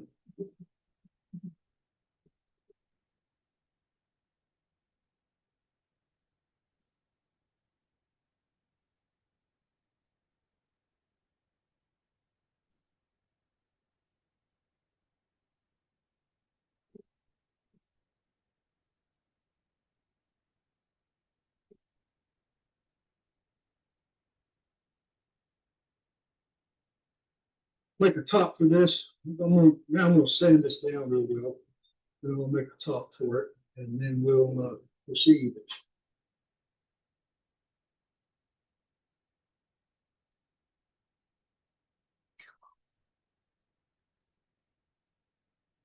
All right, folks, that's it for this video. The next one will be next week, and we will cover embellishing, how we're going to make this thing pretty. So if you got any questions now's the time. I'll be happy to answer them. That was Hey, Dewey, amazing. what was causing that wobbling at the end? Was it coming out of the chuck? Or? I don't think it was a chuck. I think it was just that it warped on me a little bit. Oh, okay. That's what I think. I think it warped on me some. It's aggravating, but it happens. So you gotta put up with it, Right. So, any other questions? There was Hey. a branch inclusion up in the neck. Were you concerned with that at all? No, Okay. no, because I knew. Well, later on, I'm going to put. Of course, I'm going to put resin on the outside, but I turning it. That thing showed up. I didn't even know it was there. Right. until it showed up. And when it showed up, then I said, well, we'll just work through it. If it falls apart or flies apart, then we'll start over. But it hung Okay. together. So Yeah, good deal. no problem.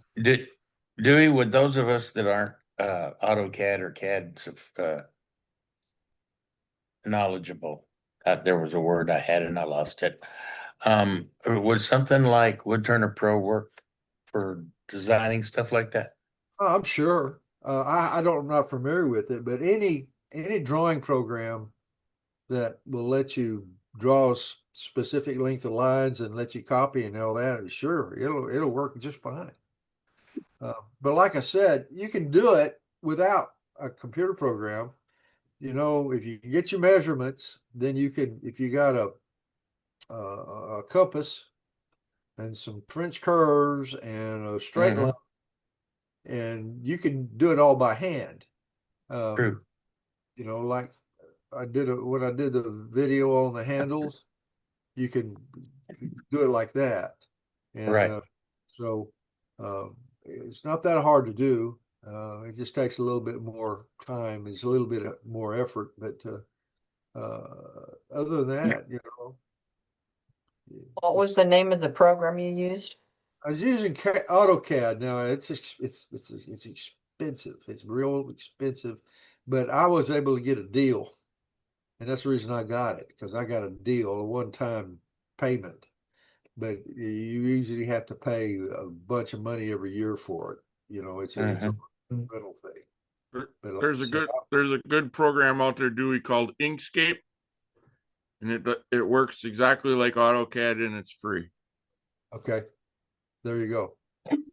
But the reason I got AutoCAD is because I do other stuff other than just design shapes for wood turning. So, but like I said, there's a lot of other things you could do, and you can do it by hand.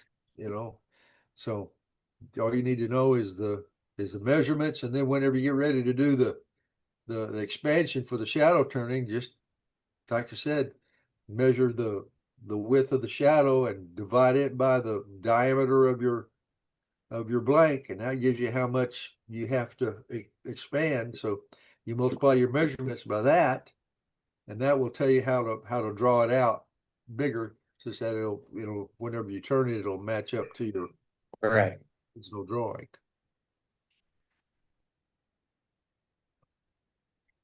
But this is fairly straightforward. This video, I guess, it's just turning, and the design was a little bit new because, we haven't seen that before. But the next video is where it gets kind of interesting because we do the embellishing on it and the carving and stuff. And I think it'll be much more interesting than this one. But I had to divide it up into 3 videos because it's so long. It was originally 4 hours, a little over 4 hours long. Now this one was originally 3.5.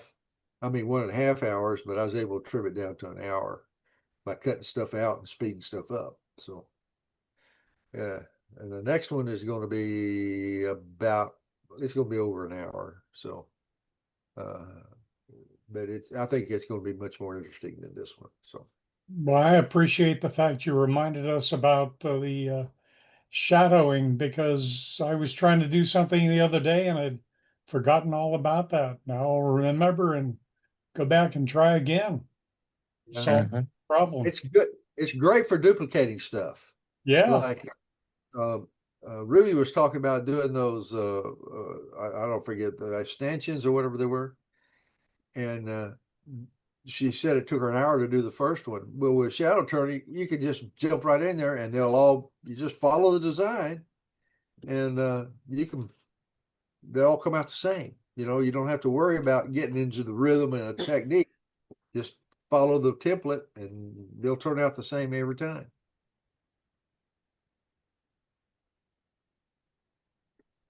All right, I'm going to stop screen sharing now. Great demo as always, Dewey. Very Sure. good. Yeah, great job. Yep, Okay, great demo. Well, thanks. Appreciate it. I hope there was something in there that y'all were able to pick up on. So Absolutely. I thought it was amazing. Okay. Anyway, if you have any other questions, just pop me an email or send me something on Facebook or message me. I'll be happy to answer it. All right, Matt, do you have any more gallery left? Oh, hang on.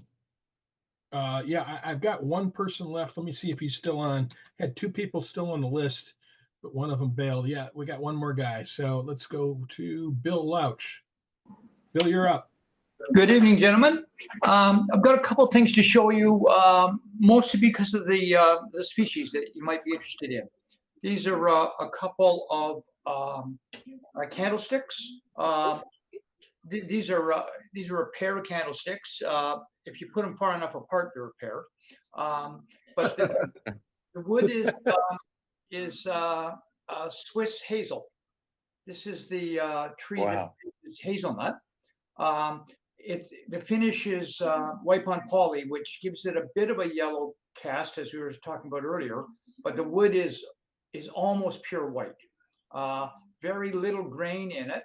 So I left some inner bark on it for a little bit of color contrast. My son works with an arborist, so when he comes across unusual woods, he brings them home. And I thought you might like to see Swiss hazel. That's beautiful. It almost looks like ivory. It does. It's almost like ivory. It's almost pure white. And under the right light, you can see there's a little bit of grain in here, but not very much. It's the graining in it that makes it look so much like ivory, I think. Okay, could be. Yeah. Anyway, it's very nice. It's quite soft. Turns really nicely and takes a nice finish. The other wood I thought you might be interested in, and this is acacia. Now, I've always thought that acacia was Southeast Asia, Indonesia. You see it in tabletops and such, mostly glue ups.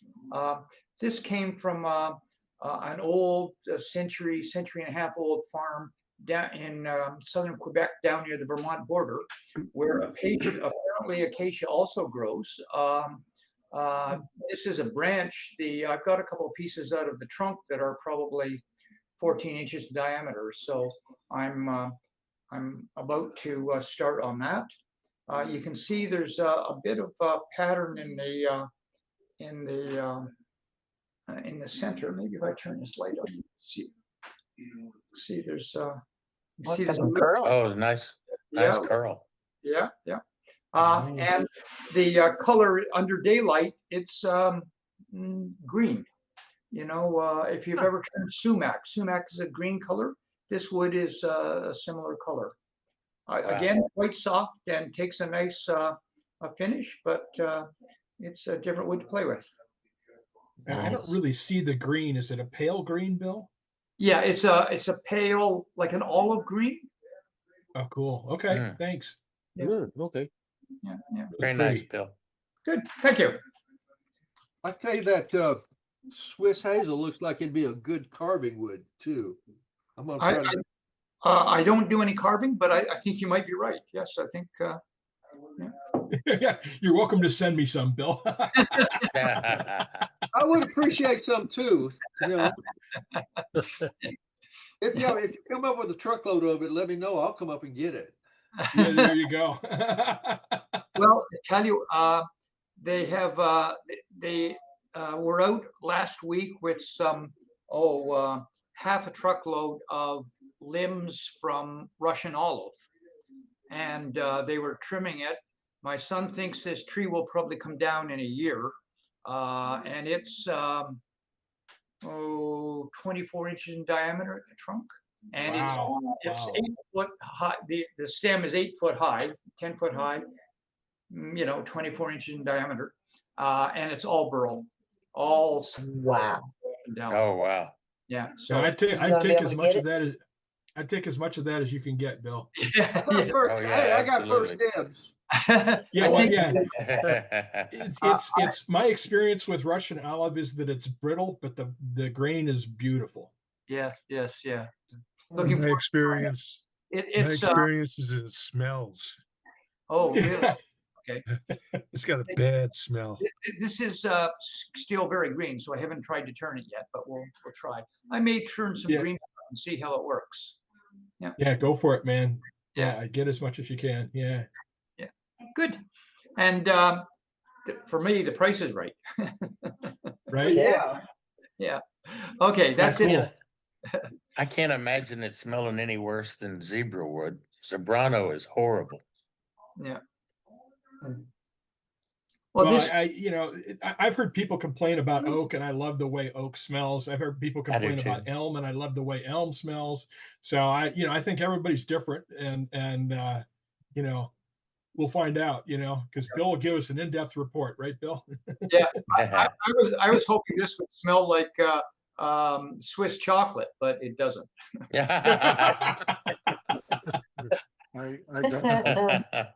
I got that cottonwood poplar burl and I had it in the garage and I chainsawed it up. And I came in this morning or the next morning and I swore some cow had come in and took a crap in my garage. Like, if you want to talk about smelly wood, that was horrible. I had to move it outside real fast. Goodness. All right. Well, thanks, Bill. Joe Gibson says he's got something, so we're going to go to Joe. Okay. If you want to go to the other if you want to go to the No. other camera, you got to turn it on. No, this is good. This is the one I need. Okay. My wife, she's been trying to get me to make her a cake platter, and I've been trying to get her to make me a cake, and neither one of us are doing it. So I ended up making her one, and I'm hoping the cake gets a little bit bigger than that. But while I was turning this today, I started thinking about Carl for some reason, and he's not on here tonight because he's in the hospital. But I was going to make him a wine glass so that he wouldn't drink too much and fall out of his chair again. So I made him a little bit. He cut back on his drinking just a little bit. And then everyone's always saying they don't want to, when they see somebody that makes something like the tea thing that Dewey's making, they don't want to try it or they're afraid to try it. I always say try it at least once. Maybe you'll get it, maybe you won't. And I was watching Tomislav do his little salt shakers the other day. You can see the salt here in the background. But he made an apple and a pear, and I was just testing it out. So I just went with a round design like an egg. And that's the reason why I got the white here. So you can see it doesn't no peppers coming out. And then when you shake it up and down, I don't know if you can see the pepper coming out or not. Maybe you can, maybe you can't. Right there. There it is. There it is. So it actually does work, and it amazed me that I actually made it. And so then I actually went back and I made the salt shaker, different size, different style, just trying different ones out. And this one here, I don't know if you'll be able to see the salt or not, but it actually is coming out thick. We saw it coming out against your shirt. Oh, okay. I made the hole in this one just a hair bigger than I did the pepper one because I'm more of a salt person. It doesn't look like it's bigger, but it actually is. I'm more of a salt person. I like my salt, so I made it just a hair bigger. I think it was an 1/8 of an inch hole on my pepper shaker, and I went like I don't know, 30-second bigger or so on this one to get a little more salt to come out of it.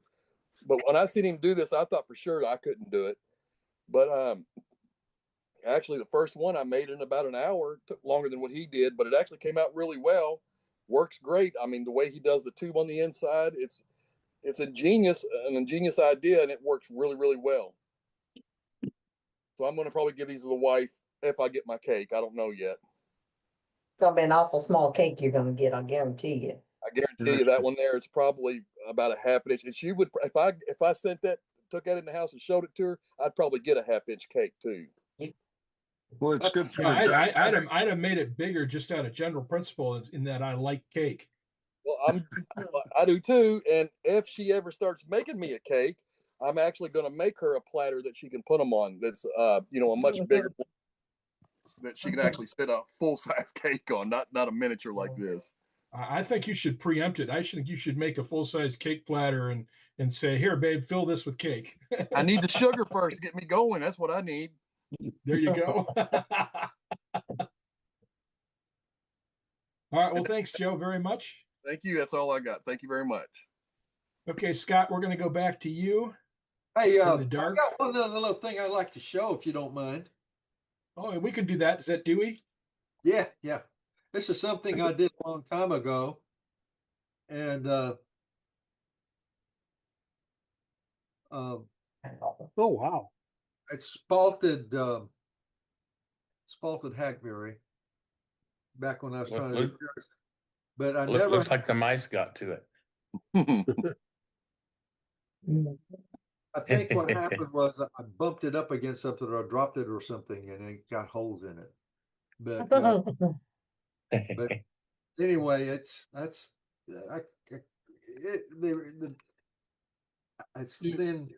thin turned and then pierced, and I thought, well, maybe y'all might like looking at that. So anyway, thought about doing that. That's one that I went through the site on. Yeah, I haven't tried any piercing yet. Well, Hey, there's an idea for you, Brenda. Well, I thought mine's too big of holes though. But, Yeah, it's like you got to 3/4 start the way around. It won't. There's nothing to. well, you could strain pears with it. Put pears in it and wash them. Yeah. They won't fall out. So there you go. Very cool. Thanks, Dewey. I think it's going to go to the firewood pile. So anyway, there you are. Thanks. Okay. Thanks, Dewey. All right, coming back to you, Scott. Okay. Well, if we don't have any more gallery, I guess we're going to open the floor up to any discussions that anybody wants to have, troubles they're having, answers to any questions they may have or may not have. Wood turning discussions, that is. Yeah, wood turning discussions, at least for the next half hour anyway. Hey, I went to Ace Hardware today and got a rod to put in where the spindle lock broke, Mm-hmm. And it didn't work. So Dane was telling me about your discussion last week because I didn't make the meeting last week. I would use a bronze bearing with a hat on it. It's a bearing that has a little lip on the outside of it. I would drill out the hole that you have, or try to find a bearing that fits in that hole. Or you can take that bronze bearing and turn it on your lathe because it's soft like brass. And you could turn it to fit in the hole and then make sure the interior hole fits your pin, and then I would epoxy that in there from the outside. And that would support your piece. That's a good idea. Or you can get nylon. You can get nylon ones too. Right, but I think the bronze one for what she's doing would be a little stronger because she broke the casting on the inside of her lathe that it slides through. Oh yeah, okay. So that would strengthen your headstock casting where you crack that, because you could have hairline cracks all throughout that area even though it didn't break. And then you could JB weld it on the backside to the bronze bearing for the part that's chipped out, which would also give it some more strength. Yep. But I would epoxy it in first. Would it be? Could you slip that thing from the inside such that the rim would catch on the inside? Yeah, if she can get her hand in there to do that, yeah, could do it from either direction.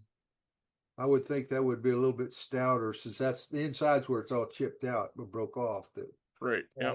Give her a little bit more meat on that bearing there. All it is Dewey, is a support for the rod to keep the rod from flopping down. Yeah. She broke the bottom off the casting, so the bottom is chipped away, so the rod wants to fall downward. Yeah.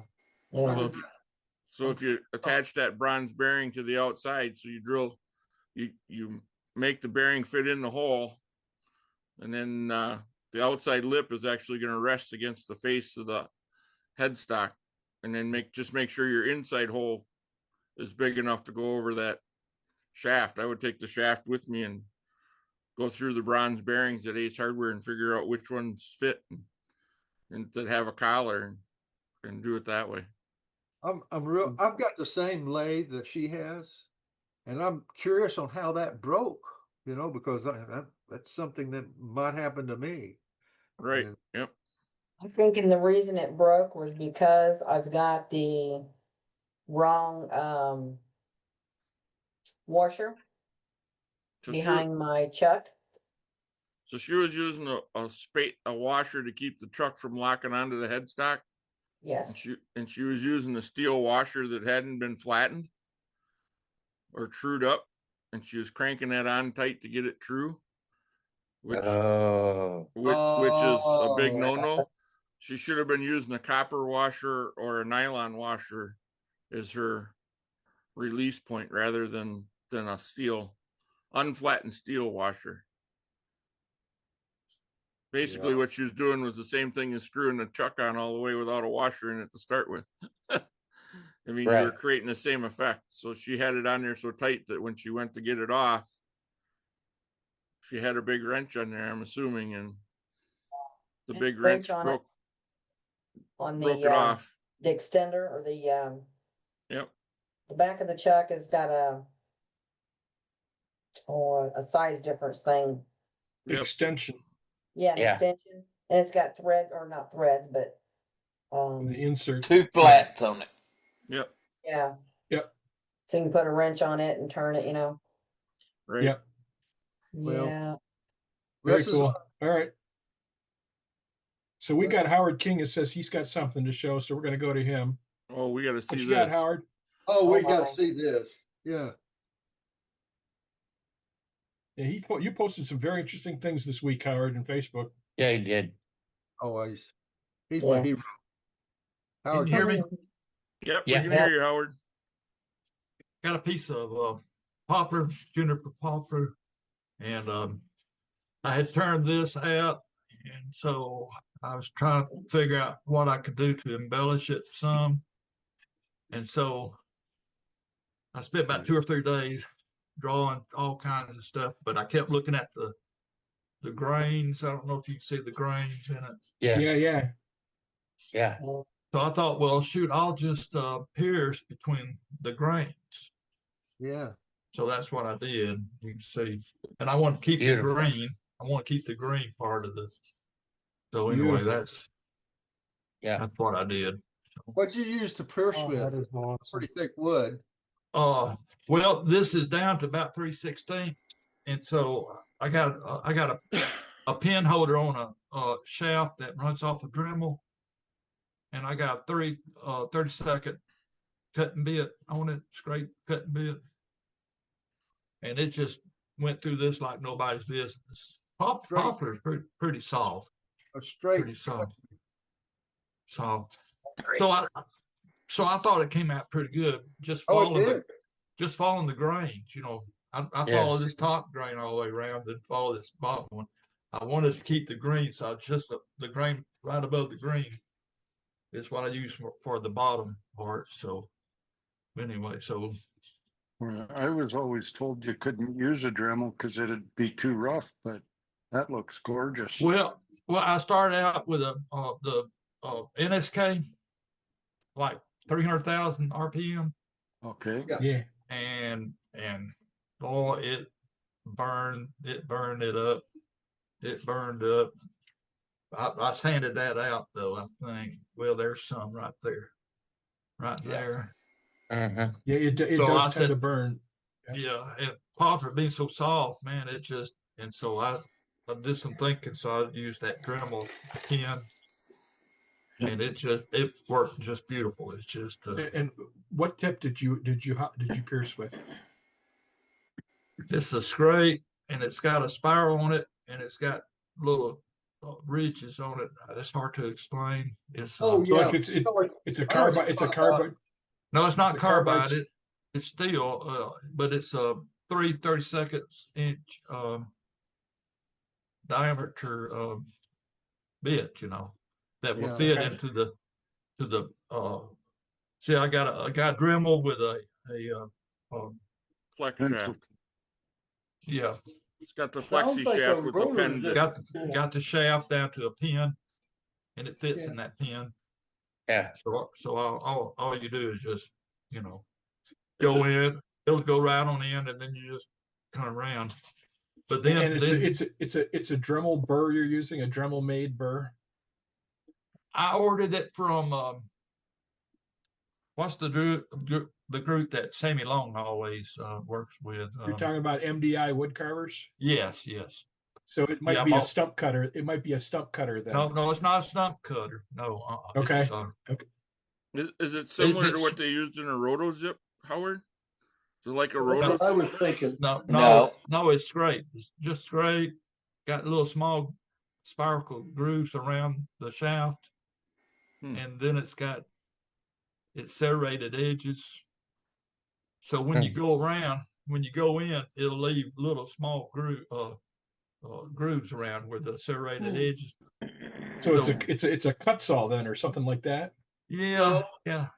Well, kind of, I guess. I don't know. I ordered. I ordered. Well, I had one, and I was doing piercing on a piece about a month ago, and it broke.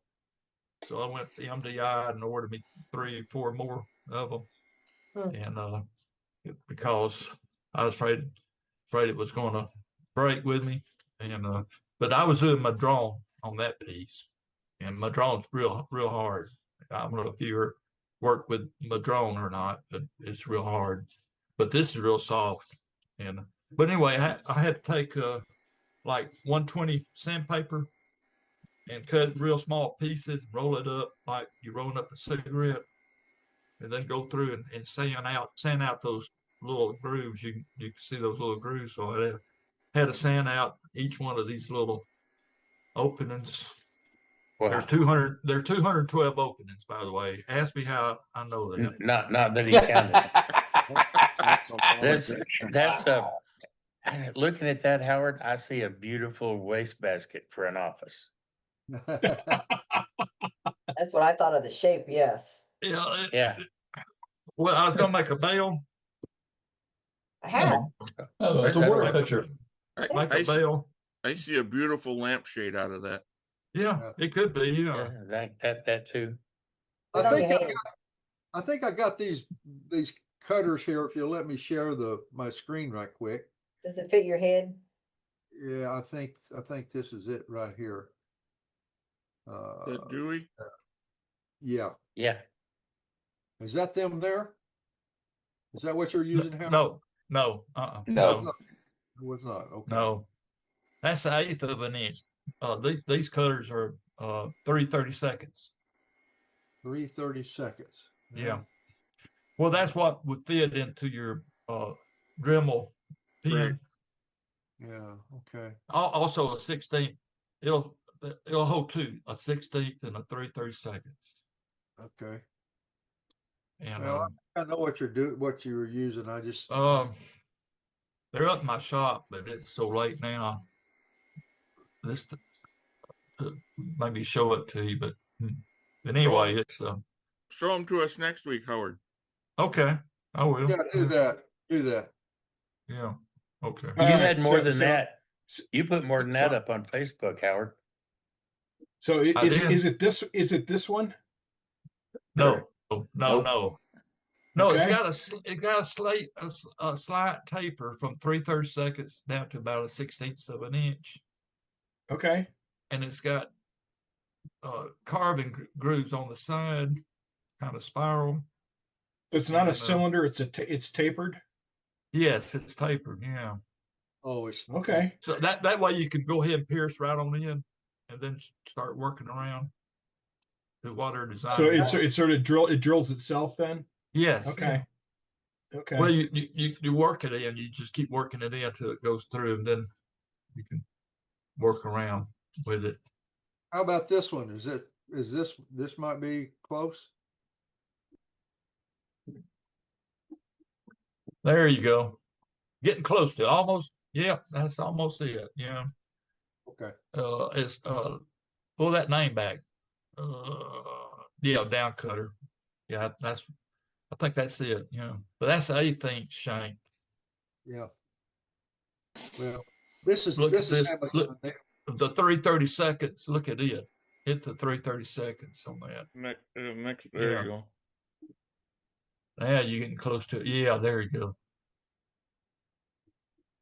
Is that it? Almost, but it's supposed to have little serrations on it. Oh, okay. Those Uh-huh. serrations. Okay. But that's I real think close to it. That is real close to it. You know, that's I think I found it. who's that? Billy? Yeah. Billy, That please it? show. We don't see it yet. There it Yeah, is. there it you is. go. There it go. Is It's that a it, Howard? carbide Pearson burr. I That's was it. wrong. That's It it. is That's carbide. th- I'm that I've sorry. that got is one of those. that I've got one of that those. is that is Yeah, from that's it. MDI. Yeah, that's it. Yeah. All right, I'll post the link. And That's okay. I'm but I'm ordering mine right. I'm ordering mine right now. the problem with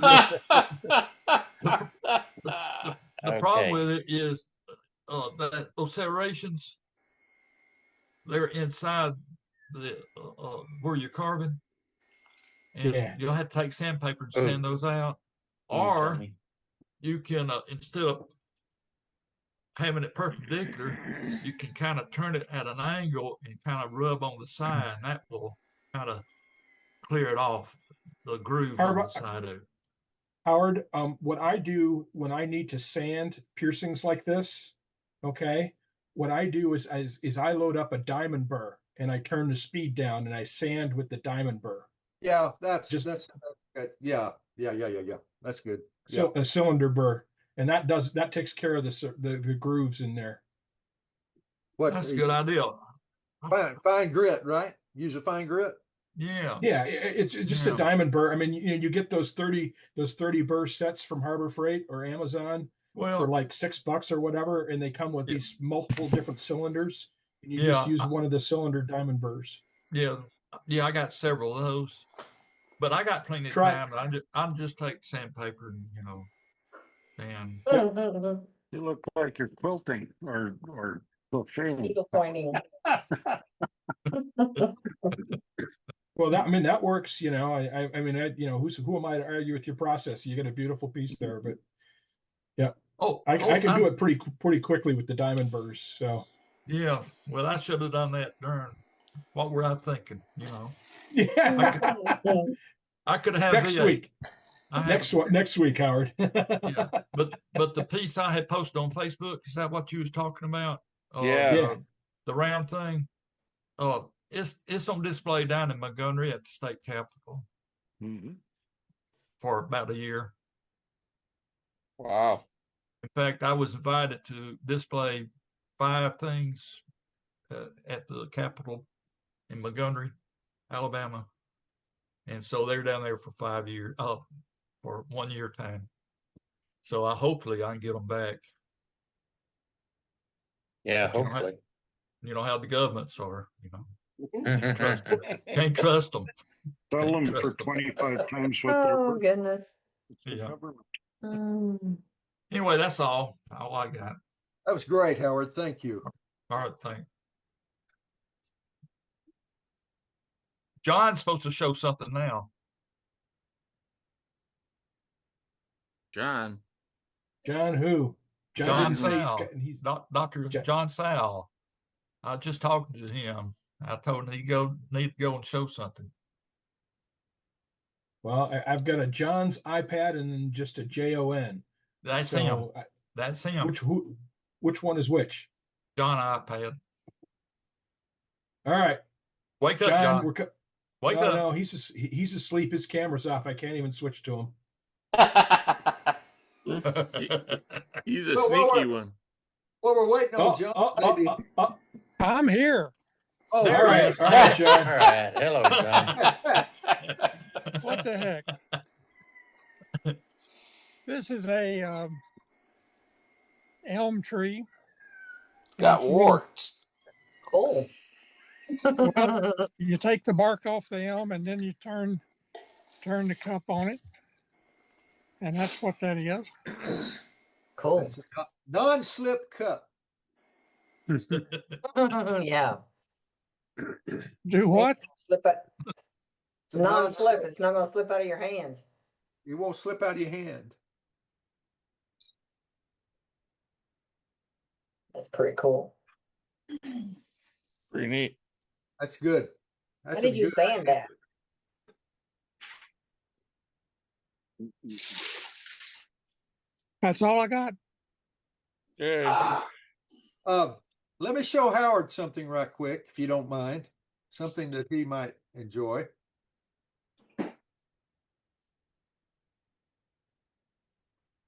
Yeah, Dewey. Coming to you. I got him. Got him? All right. There we go. All right. All right. Awesome. That is awesome. I love that. That was my first real piercing job that I ever did. And you can tell because I got little holes in it where I let the NSK or the piercing bit get away from me. But anyway, this one was used. I used a router to route these out and did all the piercing on it. So anyway, I thought maybe Howard might be interested in that. So yeah, Dewey, how'd you color that? That's beautiful. how did I color it? I used I dry brushed it with acrylic paint. That's a dry brush. I think. I can't. It was done a long time ago, so I can't really remember. But I think that's what that is. That's just acrylic paint. That's all that is. Green acrylic paint. You did that after you pierced it. Oh yeah. Okay. Yeah, I did. So That what, about 1/8 of an inch thick, Dewey? well, just hang on a second. Maybe 3/16. Hold on a second. We'll measure it. I got a handy dandy set of calipers here, and we will determine that right now. It is a little bit, it's about 3/16. Okay. Looks like Howard's got something else he wants to show. Hey, Dewey. Yes, Oh sir. my. Wow. We're trying to outdo each other. Yeah. Jeez. I think Howard wins. I concede defeat right there. I don't blame you, Dewey. I know some guys that must have too much time on their hand. Whose chalice just popped up? That's me. That's me. I've never shown that. Hey, I withdraw my concede. I want to show him something. Uh-oh. Here we go. Oh, is that a sphere? Yes. Oh my goodness. I got 2 of them. Oh my God. Dewey, you know you've got to send in photos. You guys got to send in photos of this, put it in the newsletter. Because we need to see them things. Oh my gosh. I don't think I got any other piercings like that.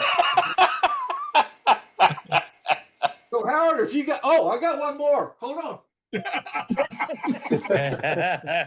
Howard ran off too to get another one. Yep. Oh my goodness. Wow. Oh wow. Wow, this is all right, what's Howard come in with? Ah, yeah. We're having the battle of the piercings here. Howard's going to win. You know, that's my last story. I don't know, guys. It's Is pretty this cool. like Mahoney and Stuart Batty? See who can outdo who? Yeah. Yeah, for sure. Exactly. Tell you what, I'm enjoying the hell out of this, folks. Oh yeah, me too. Between the 2 of them, they got enough for a whole newsletter. Oh my God. Oh, I love it. I love it, Dewey. Piercing That's and nice. carving bows. I've seen, I showed Howard's this one looking before. around.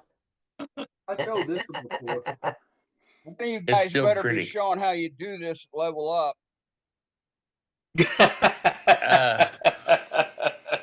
Okay, he's going to get one. Yep. Howard. Oh my God. Oh yeah.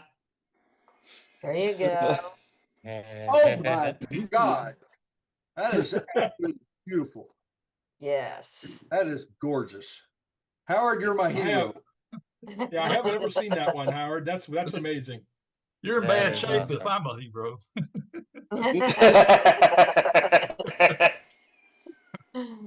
Yeah. This is supposed to be What a do you got, fire. Dewey? There you go. Yeah, that's nice. Ooh, the stand on that one. You guys are killing me. Oh God. Wow. Hey, Dewey, turn that thing upside down where we can see your foot on that.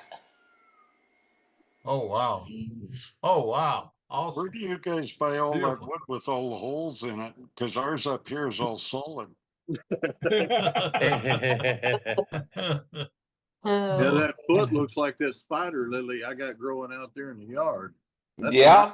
All right. Actually, it looks like an eagle's talon. Okay, Howard, your turn. Tim Hatch has a question. What's your Yeah. question? So Tim? what's up, Tim? What's your question, Tim? All right, well, obviously, I'm not gonna be piercing this, but question. Why not? Well, Because he don't wanna. I don't blame you, Tim. I wouldn't follow that either. what do you think about coloring or painting or staining or what? I wouldn't paint I it. would The green looks stain. pretty. I'd stain or dye it.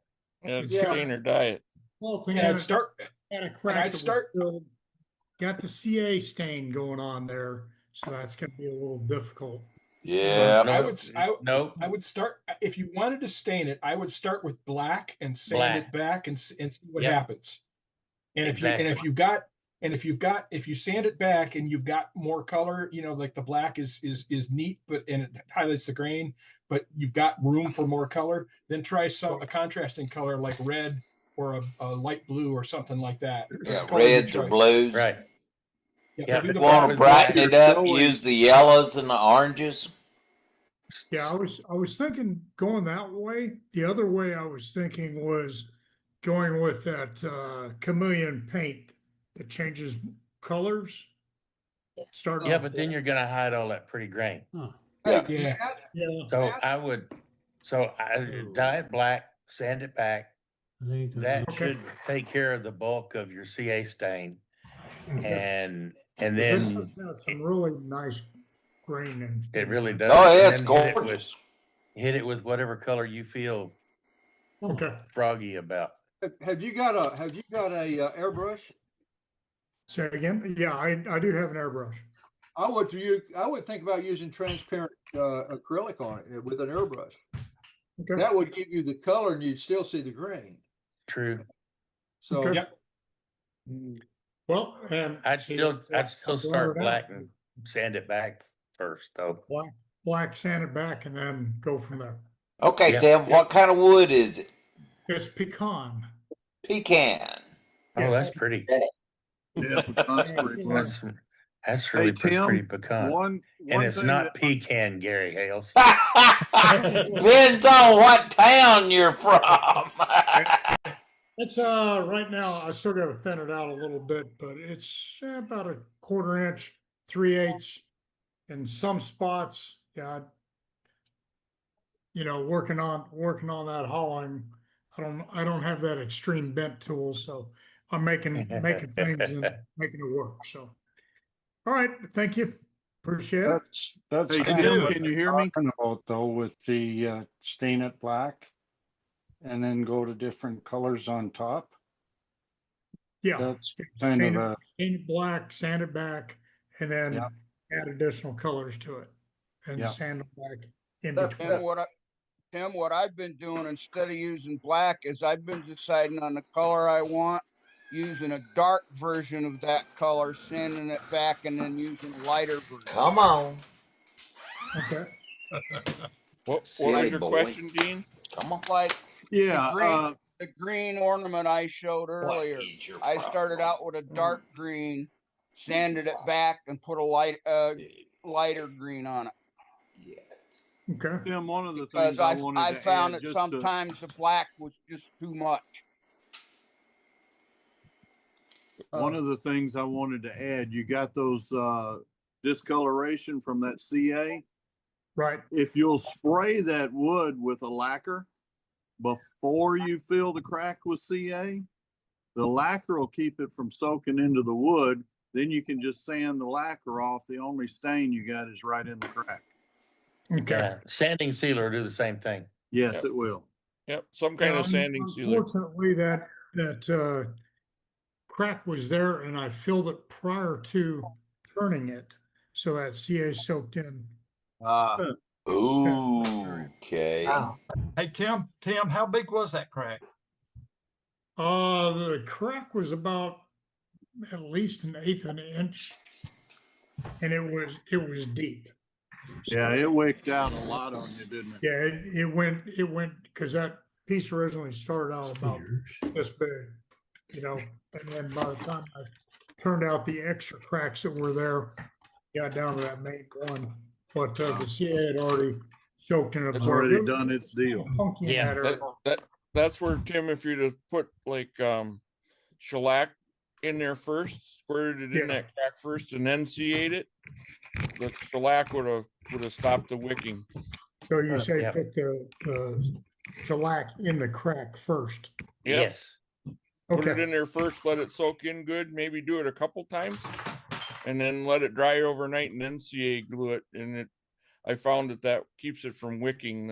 Okay. It closes the Shellac capillaries. or lacquer, both of them will work. Yep. Or lacquer, yeah. And it'll save you on CA glue too. Yeah, that too. Yeah. That would have helped. I had to reorder. So, all right, thanks, guys. Appreciate you. Yeah. And Look Dean, forward to seeing it when you get it all colored up. Oh yeah. yeah, I'll let you see it when I get it done. You know, Joaquin came in. Joaquin, do you have anything to show?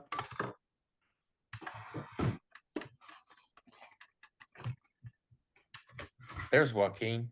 Joaquin. Yeah, he's not listening to us. Joaquin. He's looking for his piercing bolt. He's looking for something to show us, probably. He's looking for a beer face. Joaquin. Joaquin, turn your hearing aid up. He can't hear us.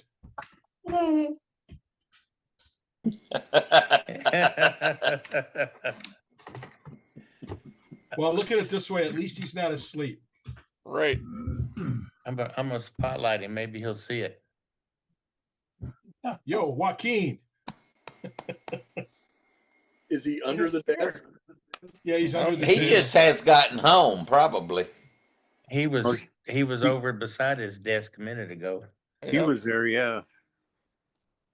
All right. Well, he's not there. Anybody else have anything they'd like to show us tonight? Yeah, I got one other thing. Dewey here. I took a class with Sammy Long, and I was. Oh my gosh! I want to let me get rid of the background on this thing. It just More nuisance than it's worth, isn't it? there we go. This is the front side, and this is the back side. Wow. So they're just like they're two-dimensional, and show you something here. Oh wow! Oh wow!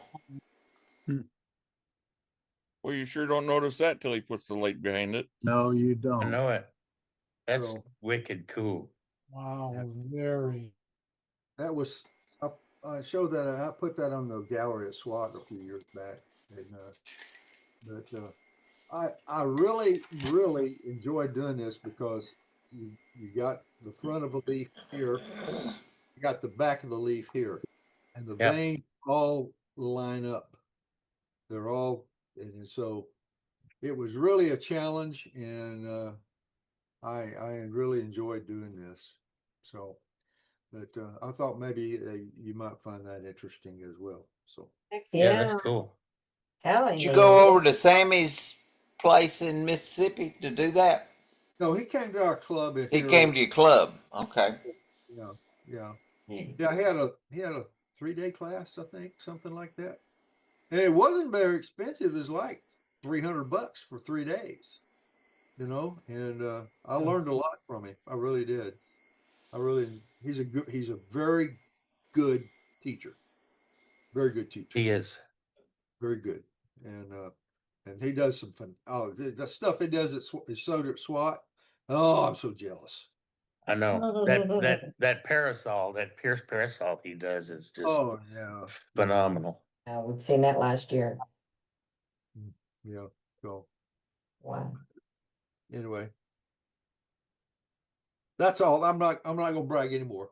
That's it. Sammy Long, Heather. He's a frequent at SWAT. Not always a frequent demonstrator, but he's always there. There's Joaquin. Joaquin, what do you got to show? Highlighting. You're muted. He's laughing at us. Joaquin, you get anything done this week? Yeah, I did. And actually, I've been having trouble with the speaker here. I've been working on this speaker, trying to get things going on it. And so that's why he didn't hear us. Yeah. Why he was under the desk. A loose plug. Hold on a minute. I'll get something. All right.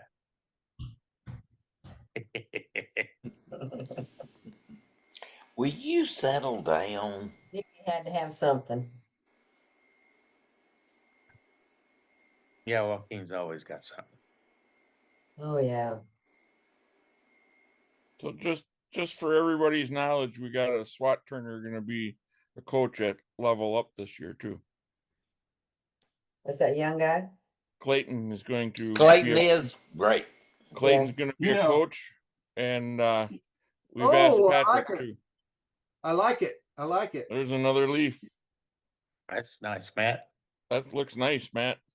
Thank Now you. hurry up and finish it. This is, yeah, it's finished. Oh.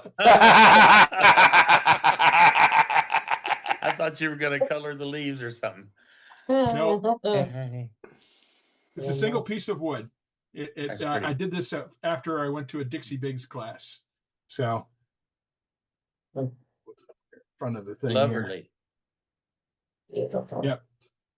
So, but if Dewey's going to show his leaves, I'm going to show mine. Hey, Matt, I did a chip carving. Sammy Long did a. School. Does that count? Sure. Who's that? It's Dean. Where'd he go? Where'd he go? Yeah, Dean. Joaquin's gone for good. No, Joaquin went out to shop to get something to show. He went to fetch something. What were you showing us, Dean?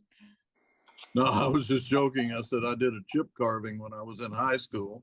Does that count? Let's see it. Oh Lord, that mean I'd have to get up and go in the house. I thought he was gonna have to dig in one of them boxes behind him. Oh my God, I've been digging in boxes for 6 months and I still hadn't made a dent. It looks like your workshop is all boxes. Well, they were supposed to have this shop built the 1st of September last year. They didn't start on it until the middle of December. Then my doors didn't come in until the end of February. We got them installed the 1st of March. And we were supposed to be out of that house in League City first week in October. Well, by the time I got doors on it, we just moved. I just brought everything up, threw it in the shop. Biggest mistake of my life. I don't know if I will ever get all this mess sorted out. You lived in one place way too many years. Well, and we had a rather large house in League City and moved into a rather small house here in Lufkin. Well, after about a year, if there's something in the shop that you hadn't needed in the house, just throw it away because you ain't ever gonna need it. Hey, I've got a dump trailer backed up to the door, man. A year, heck, I'm thinking 3 months is long enough.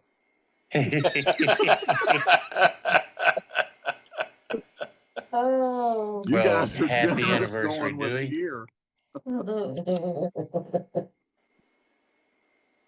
Oh goodness. Joaquin back yet? Doesn't Not look yet. like it. No. My Yeah, I've been goodness. selling everything that I could find on Marketplace and giving stuff away and taking stuff to Goodwill. Understand. Yeah, I get that.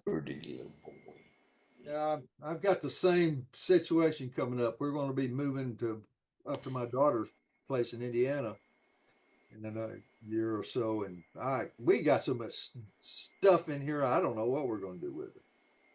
Advice: start now. Wait a minute, who is that? Who's moving to Indiana? Dewey. Dewey.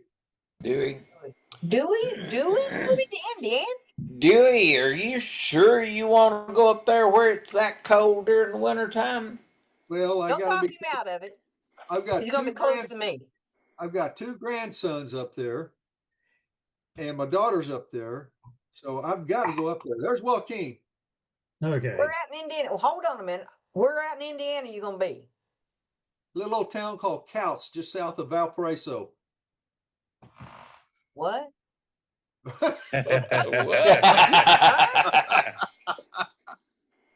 Indiana's got some names kind of like Alabama does. Would you say cows? A small town named Couts, which is about 15 miles south of Valparaiso. Valparaiso is about 45, 50 miles from the Illinois state line.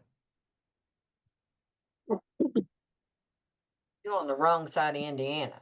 I'm sorry, but that's where my kids are, and that's where I'm going. Yeah, that's he could. Oh my goodness, you're going to be right in the middle of all that lake effect junk. Well, he can almost pit and hit Chicago. Last 2 winters, they haven't had much of that. It's all this global warming is really affecting the weather. You know that. Oh yeah, yes it is. Dewey, I can tell you, moving for your kids is not the answer. That's how I ended up in Texas. What's wrong with that?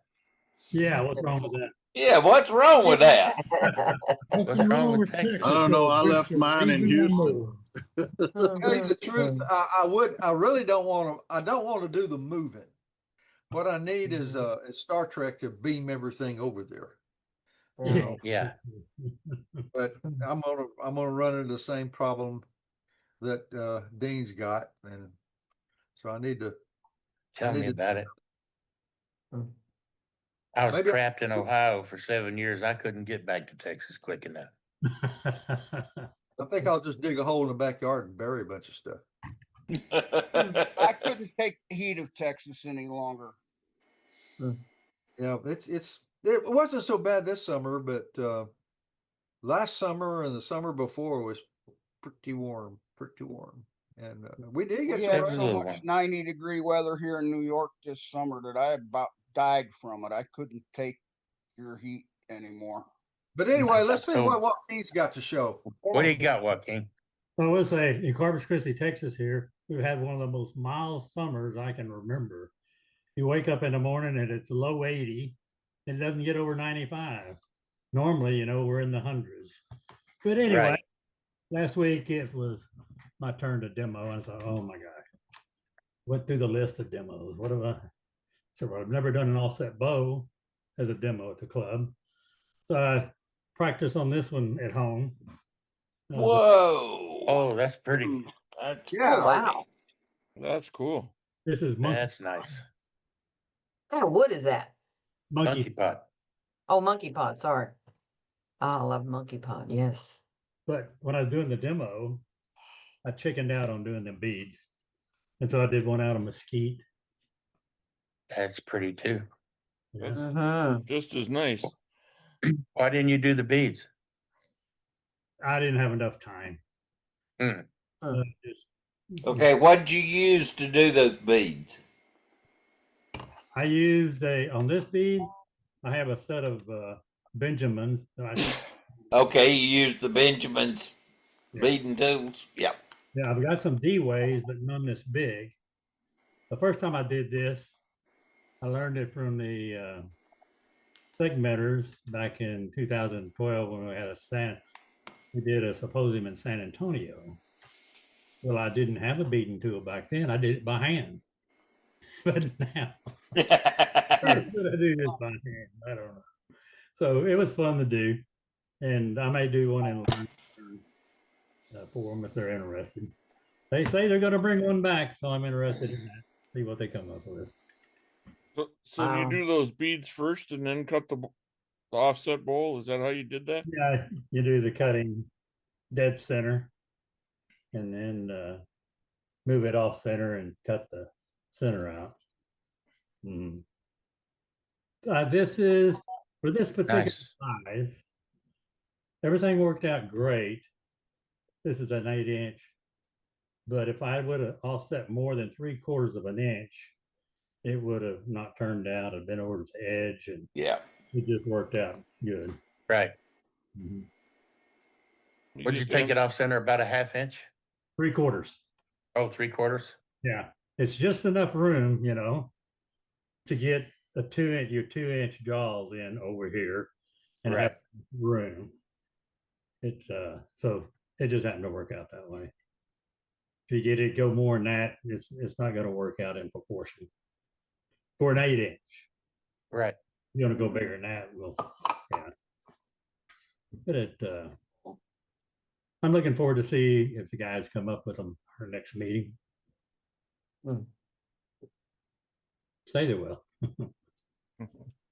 And Dewey, before you leave, Dewey's just saying good night. But before you leave, I just looked it up. You're gonna be 3.5 hours from me.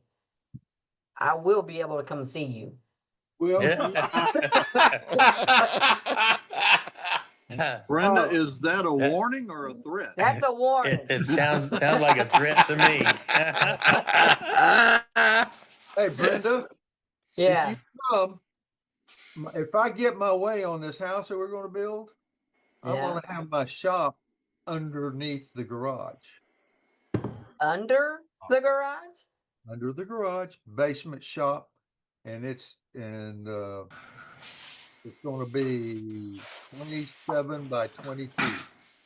So if you come, you're going to have to come underground to see me. I can do that. If I can drive 3.5 hours, I can do that. Well, all righty. If You'll you be want to close drive enough. it, I can get there. you want to drive it, come in January. We'll be doing a good job. Hey, I'm not coming in January. I can guarantee you that. No, you come. I went for a drive the other day.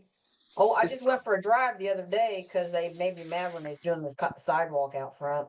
So I had to leave the house. I just had to leave. Took me a 4-hour drive, went straight up to the other side of Fort Wayne. Just get on Interstate 80 and go west, or 95, one of the two. Yeah. Take off 40. I think it's 41, State Highway 41. You're gonna be south of Valparaiso or whatever. Yeah, I'm gonna be south. Oh, it's just, like I said, it's just off State Highway 41 that intersects with 95. Even closer then. Yeah. Yeah. You get yourself prepared because I'm coming to see you. Well, it'll be a year from this next spring before we get up there. All right. So anyway, I'll see you guys next week. All right. Good night. All right. See you, Dewey. Good night, Dewey. Hi, Dewey.